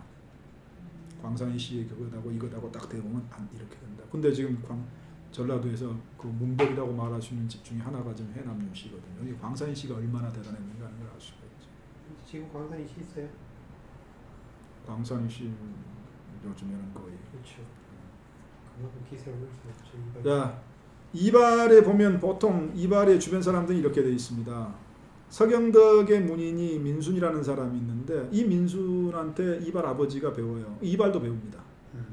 그러니까 기본적으로 서경덕 쪽 계열을 계승하고 있다고요. 그래서 서경덕에 김근공 민순이 있는데 이 민순이 저 이발의 스승이고 아버지의 스승이기도 해요. 민순이라는 사람한테. 그러니까 기본적으로 서경덕 계열이죠. 박순도 서경덕의 제자고. 그리고 이제 서경덕이 민순을 통해서 또 홍가신이라는 사람하고 하는데 이 홍가신하고 이발 집안하고 사돈입니다. 이제 같은 학맥에 같은 정치적인 성향에 이제 통혼을 한 거죠. 그리고 이발이 정열이하고 친한데 그리고 이 정열이하고 이제 최영경 사이면 연결이 되는데 최영경은 조식문인이라고요. 그러니까 서경덕 조식 이렇게 돼 있다고요. 동인들 쪽이 이제. 그래서 보면은 김근공이나 민순, 홍가시는 서경덕 계열이고 최영경하고 김우홍은 이제 남명 조식 계열이고 이제 이렇게 분포가 이제 되어 있습니다. 근데 그때 당시에는 호남도 다 이렇게 뒤섞여 있다고요. 그래서 서경덕의 문인 출신으로 사암 박수는 저 재상까지 하고 그다음에 미암 유이춘 있죠, 고봉 기대승 있죠. 그러니까 그때 당시 보면 그때 당시에 제가 언젠가 말씀드렸지만 16세기 호남에 일제 이하 우리가 멋있다고 했던 사람들은 다 그 시대에 모여 있어요. 일제 박사 그건 좀 뒤. 예. 그래서 이제 우리가 조금 올라가면 이제 동서분당 이야기 여러 번 얘기했습니다만 이제 했던 얘기들은 말고 그러니까 을사사화의 공신들 위사공신들 위운삭제를 어떻게 할 것이냐 이걸 이제 율곡 이이가 들고 나서 이제 1577년에 그리고 이제 두 개였다고 그러니까 선조 시대가 되면서 이제 명종 시대까지의 외척 척신들을 몰아내고 새로운 정치를 해야 된다. 근데 그것의 기준이 뭐냐가 두 가지가 나온 거예요. 그러니까 을사사화는 잘못된 것이다. 그러니까 을사사화의 공신들 위훈을 삭제해야 된다. 하나는 뭐냐 그러면 척신 정치를 완전히 뿌리 뽑아야 된다. 그런 점에서 그 대표자로 꼽힌 게 시무겸인데 명종 이제 인수나무의 동생 시무겸을 어떻게 처리할 것이냐. 그래서 시무겸을 배제할 것이냐 포함할 것이냐 이 두 개를 사이에 두고 이제 동인과 서인이 분열이 됩니다. 그래서 서인들은 위사공신은 삭훈하자. 그리고 시무겸은 받아들이자. 동인들은 위사공신 삭훈을 회피하고 시무겸은 배제하자. 그러니까 이 사람들이 꼭 한쪽이 약하면 한쪽을 밀더라고. 우리는 이쪽이 강해요 그러고 우리는 이쪽 이론을 밀어요. 이쪽은 또 이렇게 밀어요. 그러니 이게 약간 좀 안 맞죠. 이렇게 언밸런스가. 이게 하나가 있고 또 이제 좀 전에 서경덕하고 조식 얘기했지만 16세기 중후반이 되면은 조선에서 이제 주자학 정통주의가 점점 이제 대두로 이제 주자학이 이제 수용되기 시작하고 한국적으로 이해하기 시작하면서 주자학 중심주의가 이제 나타나기 시작하는데 이때 비주자학적 계열의 성리학을 배척하려는 분위기가 나타나는데 묘하게 기초곡사를 보면 피화자 집안들이 전부 비주자학적인 성리학 계열의 학자들이 일군을 이루고 있어요. 그 다음에 이제 또 하나는 그걸 복잡하게 하면 동인들의 동질성이 파괴가 되죠. 이 동인들의 동질성이 파괴가 되는 건 뭐냐면 기초곡사가 일어날 때 원래 동인은 그냥 한 묶음으로 서인하고 한 묶음이었거든요. 근데 동인 중에도 그러니까 왜 동인이 남인하고 북인으로 바뀌었냐? 흔히 정치학에서 말할 때는 기초곡사의 피화자들에 대한 강경론하고 온건론이 갈라졌다 그러는데 그 내막을 들여다봤더니 뭐냐 그러면 그 가만히 있던 사람들 동인 안에서 지금 자기 동인들이 피해를 보고 있잖아요. 근데 가만히 있었던 사람들이 있어. 누구냐 유성룡 같은 사람들이 그래요. 그냥 가만히 있어요. 그 유성룡은 어디예요? 퇴계를 이었잖아. 이게 뭔 말이냐 그러면 주자학적 계열에 서 있는 동인들 있잖아요. 이 사람들은 가만히 있어. 서인들이 동인을 공격하는데 자기 편이라고 생각하는데 가만히 있어요. 그러니까 그렇게 해서 남인하고 북인이 갈려요. 그래서 남인은 주로 그 주자학을 대표하는 퇴계 계열의 그 퇴계 문인들 중심으로 이렇게 구성이 되고 북인들은 서경덕이나 조식 이쪽 계열로 이렇게 조성이 되고 그래서 사실은 엄격하게 말하면 동인이라기보다는 북인들이 많이 나가죠. 북인 계열이 나중 말로 하면 그래서 동인 쪽에서도 비주자학적 성리학 계열에 있던 동인들이 거의 이렇게 숙청당한다고. 그래서 기초곡사가 서인 남인 연합체가 북인 계열을 숙청한 게 아닐까? 근데 남인하고 북인은 그 다음에 나온 거니까 좀 이렇게 말하기는 그런데 아마 그런 쪽이 아니냐. 그리고 보자면 주자학 정통주의가 비주자학적인 성리학 계열들을 축출하는 것이 아닐까. 을사위운삭제 문제를 기대승이 약간 소극적으로 나왔거든요. 그래서 이율곡이 이제 기대승을 아주 나쁜 놈으로 막 경연이고 참 인격적 욕까지 하는데 그 계기가 뭘까에 대해서 몇 가지 이제 추측을 하는데 그 중에 하나가 기대승이 을사위운삭제에 조금 소극적이었다.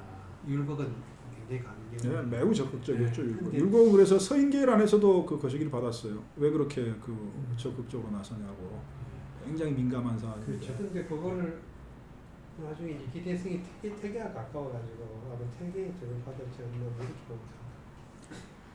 그래서 이발의 정치적인 행보를 보면 대개 서경덕하고 조식을 중심으로 하는 동인 그 가운데서 북인 계열의 학맥하고 교류를 많이 했고 본인 자신도 그랬고 비주자학적인 성리학적 경향을 가지고 있었고 그리고 정치적인 노선에서는 척신 정치의 상징으로서 심의겸을 배제해야 된다. 그리고 심의겸을 이발이 그 다음이 문제예요. 심의겸을 물리치려고 했을 뿐만 아니라 심의겸을 옹호하는 서인들을 탄핵하는 데 앞장선 사람이 이발이에요. 이발이 정치적으로는 굉장히 동인 강경파에 속했다고요. 그래서 마침내 1585년에 심의겸을 탄핵해서 정치 일선에서 물러서게 하는데 성공합니다. 그러면서 서인 세력 축출에 성공하는데, 그러니까 서인까지 같이 물러나게 만들죠. 근데 이게 동인들의 뜻이었을까? 아니면 선조의 뜻이었을까? 네. 이거 왕이 안 들어주면 그만이거든요. 그렇죠. 그리고 이 1585년이 지나니까 그때부터 아까 말씀드렸지만 조정은 동인들의 재상이 된 거예요. 동인들의 재상이. 그러다가 89년에 동인에 속하는 정여립이 모반이다라는 사건이 터진 거예요. 그러니까 서인들이 세력이 있어서 공격을 한 게 아니고 당했다가 이 반격에 가까운 사건이었어요. 사실은 1585년에 한번 당했고 거기에 대한 반격으로 귀축옥사가 된 게 아니었어요. 그래서 굉장히 복잡한 사건이다. 선조 뭐 했어요? 선조는 그거 했어요. 85년에는 동인편 들어주고 귀축옥사에는 서인편 들어주고 그 다음에 2년 뒤에 후계자를 누가 세울까요? 그러니까 정철 쫓아내고. 저 임진왜란 일어나니까 저 신우지로 도망가서 신종한테 저 중국으로 망명하면 안 될까? 그것은 안 되지요. 이러고 임진왜란 끝나고 나니까 이 전쟁은 누구 때문에 이겼다? 나 때문에 이겼다. 아이 미친놈이 진짜. 선조의 것이 논리에 일관성이 있어요. 선조는 이렇게 생각을 해요. 이순신이나 뭐가 권율이 잘했지만 그건 전투에 이긴 거고. 그건 못했다가 아니라 잘했는데 그건 전투로 이긴 거고, 궁극적인 이 전쟁의 승리, 다시 말하자면 일본이 조선을 침략한 일본을 다시 물리친 것은 선조의 생각은 이거예요. 명나라가 원조를 해줬기 때문이다. 그러면 명나라가 왜 원조를 해줬냐? 내가 편지 썼지 않냐? 내 이름으로. 그래서 내가 명나라를 움직였고 명나라가 와서 이겼다. 그러니까 내가 전승에 훈장을 주면 내가 가장 최고 훈장을 받았는데 왕이 왕을 훈장 주는 건 없어요. 그래서 임진왜란이 끝나고 나서 포상을 하는데 훈장이 2개가 있거든요. 하나는 호종공신이고 하나는 선무공신이에요. 무자가 들어가는 건 전쟁에서 이제 공을 세웠다는 얘기예요. 여기에 들어가는 게 권율하고 이순신하고 원균이 똑같이 선무공신 1등으로 들어간다고요. 원균은 이제 졌지만은 전쟁 때 싸우다 죽고 사령관이 싸우다 죽었으니까 그래서 1등으로. 근데 훈장 자기 등급으로 따지면 이게 2등급이야. 1등급은 뭐냐면 호종공신이에요. 자기가 자기한테 상을 줄 수 없으니까 자기가 돌아다닐 때 몽진이라고 그러죠. 먼지를 뒤집어 쓰고 고생하고 돌아다닐 때 자기 옆에 호위하던 신하들, 전쟁터는 나가지 않고 그 옆에서 그 명나라의 대명 원군 뭐 이런 거 그 사람들한테 훈장을, 그게 호종공신이에요. 진짜로? 네, 그래서 호종공신이 1등급이고 선무공신이 2등급이에요. 그래서 훈장 등급이 2개가 있다고요. 그게 선조의 그 생각이에요. 그러니까 우리가 보기에는 굉장히 동떨어져 있는데 선조는 그렇게 생각을 했어요. 그러니까 선조를 가만히 보면 알 수가 있죠. 선조를 가만히 보면. 그러니까 아까 그 얘기 잠깐 나왔는데 니탄가의 난 있잖아요. 니탄계의 난이 일어나고 난 다음에 진관체제라고 불렀잖아요. 그래서 니탄계의 난에서 여진이 1만이라든가 3만이라든가가 쳐들어와 버리니까 그 시스템이 방어를 못해. 그래서 몇 년을 간다고요. 그래서 조선이 시스템을 바꿔요. 그게 재승방략이에요. 재승방략은 뭐냐 그러면 군대는 지방 군대를 써요. 그러니까 이제 어떻게 하냐 그러면 쳐들어오면 지방관은 뭘 하냐 그러면 그때는 지방관이 싸우거든요. 그게 아니라 지방관은 뭐냐면 그 군사적 요청지를 하나 딱 정해가지고 군대를 모아. 그 다음에 뭐래요?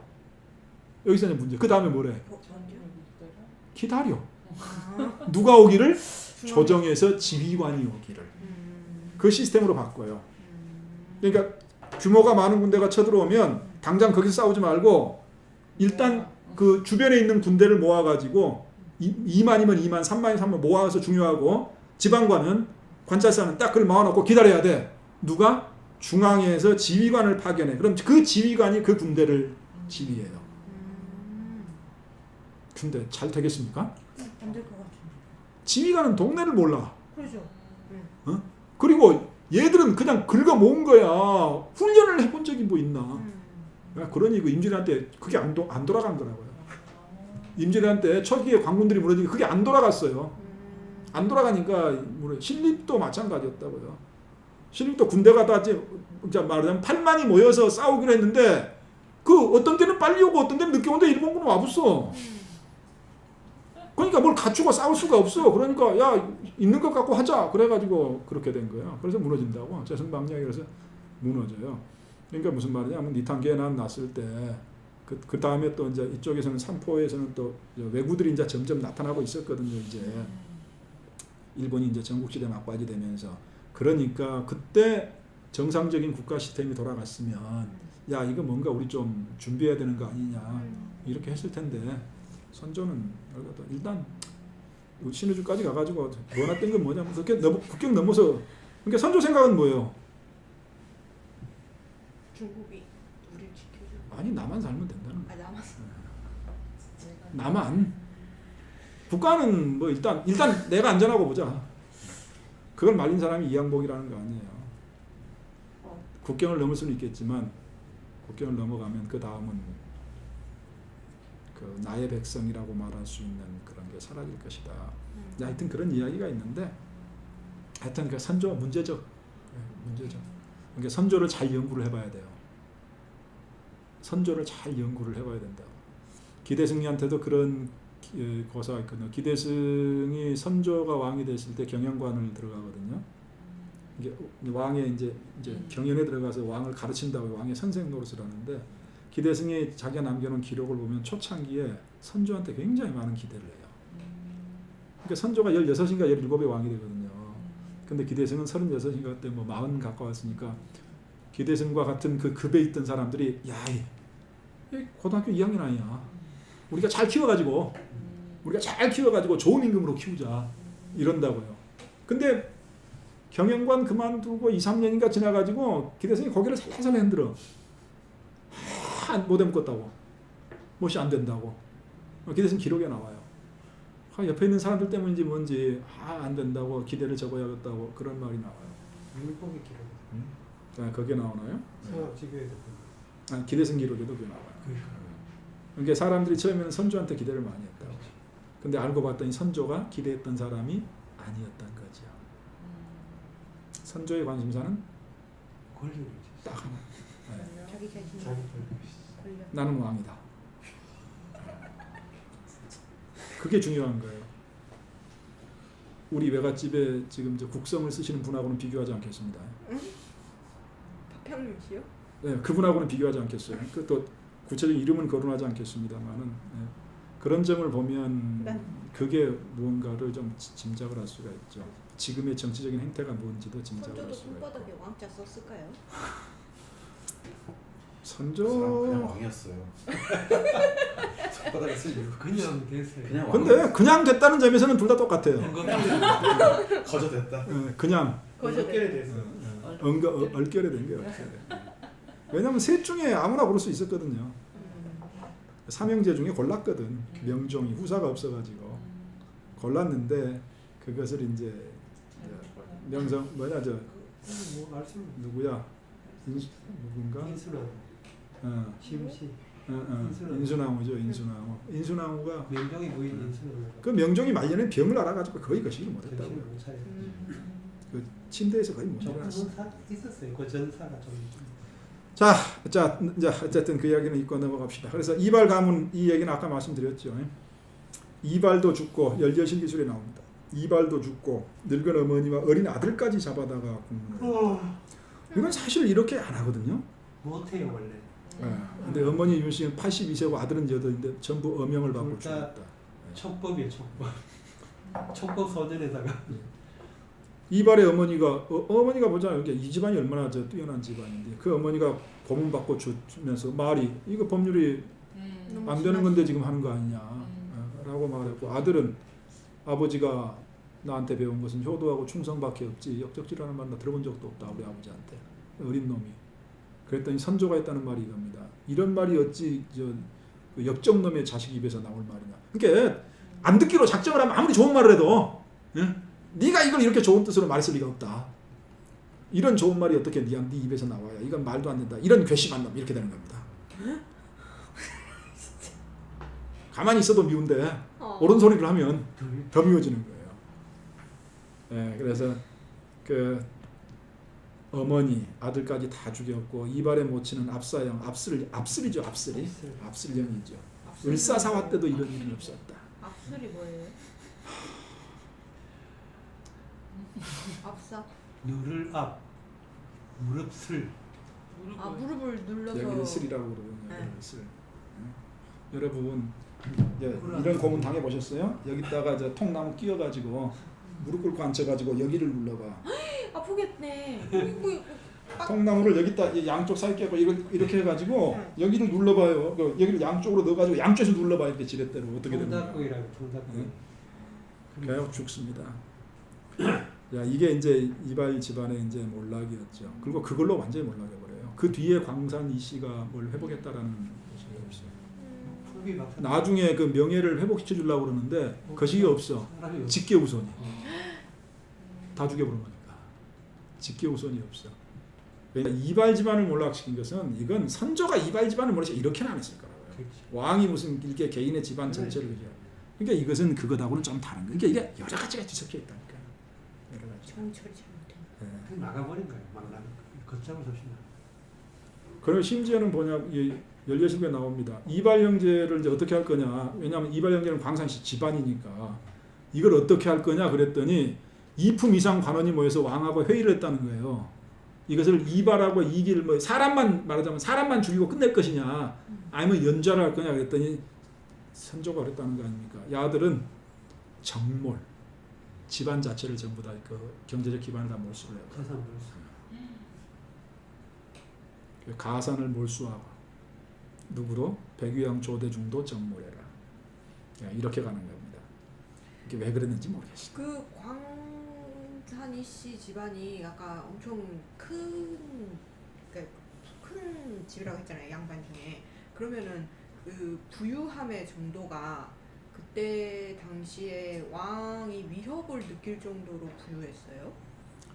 부유함은 왕이 뭐 부자를 하게 하겠어요? 그러지. 지가 더 부자인데. 이제 그 조선 후대 쪽으로 오면 그 정도까지는 아니고. 그것도 아니에요. 그때까지는 조선 중기 이전까지는 그 정도까지는 아니에요. 그 부자 집안에 그 남기고 있는 건 지금 해남 씨가 그러고 있잖아요. 아니 그 조선 후기가 되면 왕실을 위협할 정도로 재산을 이렇게 뭐 축적하는. 아니 뭐 힘을 써서 조선 중기 전까지는 아니고. 그리고 나서 30년이 지납니다.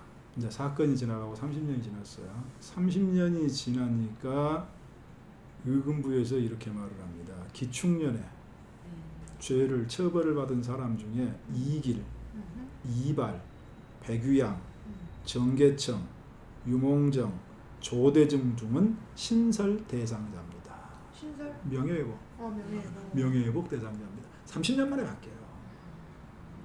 물론 이제 정권이 바뀐 탓도 있지만 어쨌든 30년 되니까 바뀌어버린다. 아니 근데 왜 정열입은? 정열입은 역적이잖아요. 그거는 공식적으로 역적이라서 사형을 당했는데 어떻게 명예회복을 시켜줘? 그건 안 되죠. 조선 왕조가 무너져도 그건 못 해주는 거죠. 역모로 걸어버리면 그건 못 해주는 거라고. 그래서 사실은 그 기축 옥사하고 관련된 이 사람들은 다들 나중에 명예회복을 다 시켜줍니다. 하지만 집안을 다 몰살해서. 그래서 나중에는 하려고 해도 할 수가 없다. 그러니까 이렇게 말하잖아요. 이발, 이길, 백유양 등은 원래 이게 이제 정열입 조카 공초에 나오거든요. 아는 사이라. 그래서 이제 처벌되는 기회가 된 건데 평소에 역적의 괴수를 추장하고 체결하여 성세를 도운 죄는 피할 수 없습니다. 이게 정열입하고 친했다는 사실은 부인할 수 없다. 그러나 역모에 동참했다라는 죄목을 거는 건 억울합니다. 그런데 지금 그랬다고 처벌한 거 아니에요. 이런 거라니까요. 정치적인 사건이라는 건. 30년 전에. 그래서 30년 인조실록에 나와요. 인조 때. 정계청 등 5사람은 복관하라게라. 이발하고 이길은 역적이라는 것은 제외시켜줘라. 그 정모란 것도 내줘라. 근데 후손이 있어야지 주지. 돈도 없고 받을 사람도 없고. 백유양은 아쉽게 논하기가 좀 힘들다. 그래서 왕이 따르고 이발 이길에게 옛날에 있는 직책, 과거의 직책의 벼슬을 다시 이제 돌려줍니다. 그렇게 나서 끝납니다. 기반이 풀리가 없어요. 네. 그래서 제가 말씀드리고 싶은 건 이런 겁니다. 자, 생각해보자. 소세원의 후손들은 어째서 양산보가 만들어놓은 광풍제월이라는 기상을 쳐버렸을까? 저는 모든 좋은 것이 시간이 지나면 이렇게 된다고 봐요.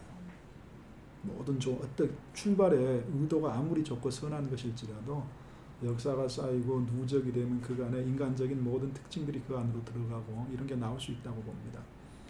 그리고 소세원도 실제로 그런 게 나왔다라고 보고, 그리고 그게 뭐 나왔다고 해서 소세원 자체가 가지고 있는 의미가 사라진 건 아니에요. 그러나 우리가 그런 건 알아야 된다 그 말입니다. 이 세상에 제일 나쁜 게 제일 나쁜 범죄가 자기가 옳다고 믿는 범죄라는 말이 있어요. 그건 어떻게 해볼 수가 없는 겁니다. 그런데 우리는 소세원이 있음에도 불구하고 왜 그 소세원에서 광풍제월과 반대되는 이러한 기상인 이러한 움직임이 나타났을까에 대해서 좀 생각을 해볼 수가 있다. 그리고 두 번째, 어쨌든 그게 광산이시 집안에 대한 무슨 질투가 되었던 시기가 되었던 같은 지역에서 16세기에 공존하고 있었던데 그 공존하고 있었던 사람들이 서로 손가락질을 해가지고 얻은 결과가 뭐냐? 기축옥사에서는 분명 이쪽 지연의 서인들이 이겼죠. 근데 그 다음에 1년 뒤에 정철을 비롯한 서인 세력들이 퇴각하면서 다시 동인 정권이 들어오거든요. 그러면서 이제 서인들이 축출이 되기 시작을 해요.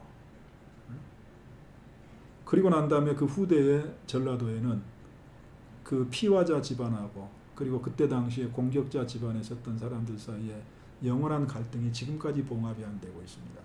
지금 현대에 왔으니까 말하자면 이런 거예요. 제주 양씨 집안에서 미안하다고 광산입시 문중에다가 그냥 그 편지 한 장, 말하자면 성명서 발표 한 장, 조상들은 잊어버리고 우리 잘해보자, 할 수가 없어요. 아마 제주 양씨 집안 내부에서 합의가 안 될 겁니다. 하자는 사람도 있을 거예요. 그렇게라도 해버리자. 근데 무엇이 그렇게 해야 우리 쪽 기록이야 뭐 이게 옳은 일이었지. 여전히 그러니까 이게 사라지는 게 아니라고요. 근데 그게 한번 그렇게 분열이 일어나고 나면 다시 화합한다라는 게 그렇게 어렵다. 그래서 우리가 서로를 손가락질해서 얻을 수 있는 게 뭐냐? 서로를 나쁘다라고 손가락질해가도 얻을 수 있는 것은 반목과 지시고 그 다음에 원자처럼 이렇게 흩어지는 것뿐이지 힘을 합쳐서 뭔가를 만들어내는 작업에는 안 된다. 그리고 그것이 과연 그때만의 이야기일까? 오늘날 우리 이 지역 사회를 봐도 제가 말하고 싶은 건 그거예요. 우리가 얘기해야 될 것은 모여가지고 저놈은 나쁜 놈이고 어떤 놈이고 그 얘기를 할 게 아니라 야 쟤는 저런 재주를 가지고 있고 나는 이걸 아는데 쟤하고 나하고 합치면 뭘 만들 수 있을까? 라고 얘기하는 게 훨씬 더 안 된다라고 미리 말하지 마라. 안 되는 것은 하다가 안 되면 그게 안 되는 거예요. 해봤는데 안 돼. 그게 안 되는 거야. 근데 하기도 전에 이건 안 될 거야. 그런 말은 하지 마라. 아무것도 못 만든다. 그리고 우리가 잘 알고 있지만은 로컬리티라는 것이 무엇이든지 간에 문화적인 전승이 무엇인지 간에 사람들의 협력을 통해서 누적시켜 놓은 것들은 언젠가는 그게 발화를 꽃을 피우겠지만 누적이 존재하지 않는다면 그게 언제 그 꽃이 씨앗이 발화하기를 기대하겠냐. 그래서 세 번째는 이겁니다. 1592년 직전의 세계. 아니 지금 3년 뒤에 우리 이제 알고 있죠. 3년 뒤에 그 큰 전쟁이 동아시아가 그 전쟁의 소용도로 들어간다는 거예요. 근데 그 직전의 세계에 그 바깥 세계에서 무언가 일어나고 있다는 걸 알았더라면 그 3년 전에 그거 했겠냐고요. 우리가 지금 이러고 있을 때 아니네. 지금 저기 밖은 이런단 말이지. 이러게 되고 좀 있으면 내가 모르면 몰라도 20-30년 있으면 저 여진 애들이 일어날 거야. 이런 말을 하면은 완전히 달라진대. 그래서 우리가 잘 알지만 이제 헤세의 데미안에도 나오지만은 알의 바깥을 상상하지 못하는 사람들이 알 안에서 과밀되면 서로를 밀어내고 서로를 밀어내면 그것이 파국밖에 가져오는 거. 그렇게 밀어내가지고 파국해놓고 도대체 가져온 게 뭐가 있냐고 말이야. 그래서 이것을 역사적인 이것을 이제 거꾸로 말을 해보자면 이런 거죠. 양천경, 양천의 형제가 광풍제월의 기상을 에서부터 상경종사의 방향으로 나아갔다면 그리고 그것이 우리가 역사적으로 봤을 때 바람직하지 못한 결과를 가져왔다면 일단 그것을 제끼고 그들이 애초에 기반을 뒀던 광풍제월의 기상의 바탕을 두고 그 다음에 서로에 대한 손가락질을 멈추고 그리고 내부뿐만 아니라 우리 바깥에서 무슨 일이 일어나고 있는지에 대해서 열려있는 세계관을 가지고 그 인식 속에서 어떤 세계 만들기, 다시 말하자면 우리들이 손가락질을 먼저 하고 손에 손잡고 힘을 합쳐서 무언가를 창조할 것인가를 얘기하고 그것을 해낸다면 더 나은 것을 만들어낼 수 있지 않을까. 기축옥사가 500년 전의 역사이지만 500년, 400년 전의 역사이지만 그 역사가 오늘날 우리에게 주는 교훈을 봤을 때 그 사람들은 손가락질을 할 줄 알아요. 물론 기축옥사 사이사이에 그 틈새에서도 인간의 따뜻함을 발휘하고 자기가 할 수 있는 노력을 다해서 뭔가를 하려고 했던 사람들은 있었을 거예요. 그런 사람들 어디나 있거든요. 있겠지만 그러나 거시적으로 보자면 기축옥사는 우리에게 그런 교훈을 준다. 그리고 실제로 제가 늘 말하지만 기축옥사 직전의 호남의 문화적인 수준에 기축옥사 이후의 호남 사회가 도달한 적이 있냐. 저는 심지어 그렇게 물어볼 수도 있다고 생각해요. 지금을 아시아 문화 중심 도시라는 이름을 가지고 아시아 문화 ACC를 가지고 있는 지금을 16세기하고 비교했을 때 우리의 수준이 그때보다 높다 아직 라고 말할 수 있는가? 좀 더. 말할 수 있으면 우리가 배울 거 없죠. 왜냐하면 넘어서 버렸으니까. 그러나 우리가 말할 수 없다면 우리가 도달하지 못했던 그걸 만들었던 힘이 뭐고 또 하나 그것을 무너뜨린 게 무엇이었을까? 우리가 절대 그것을 무너뜨리는 방향으로는 가지 말아야 하지 않느냐. 그게 기축옥사가 우리에게 주는 역사적 교훈 중에 하나가 아니냐. 이게 우리가 과거의 비극을 살펴보는 이유다. 라는 생각을 해볼 수가 있다고 말입니다. 자, 그래서 오늘 여기까지가 제주 양씨의 그 후손들 몇 사람하고 그 다음에 그 탁월했던 광산 이씨 가문의 몰라 그리고 그 옆에서 이제 호남의 동인으로 살아갔던 윤선도 집안 얘기는 좀 못했네요. 그건 다음에 좀 기회가 되면 좀 하기로 하죠. 그래서 해남 윤씨까지 연관되는 이 내용을 가지고 전라도 쪽으로 기축옥사와 관련된 말씀을 드렸습니다. 다음 시간에는 아마 이제 김태환 선생님이 경상도 쪽에 특히 이제 최영경 참 그게 이제 어떻게 갔는지에 대한 얘기는 아마 더 해주실 것으로 사료가 됩니다. 오늘 강의는 여기서 마치도록 하겠습니다. 감사합니다. 수고하셨습니다.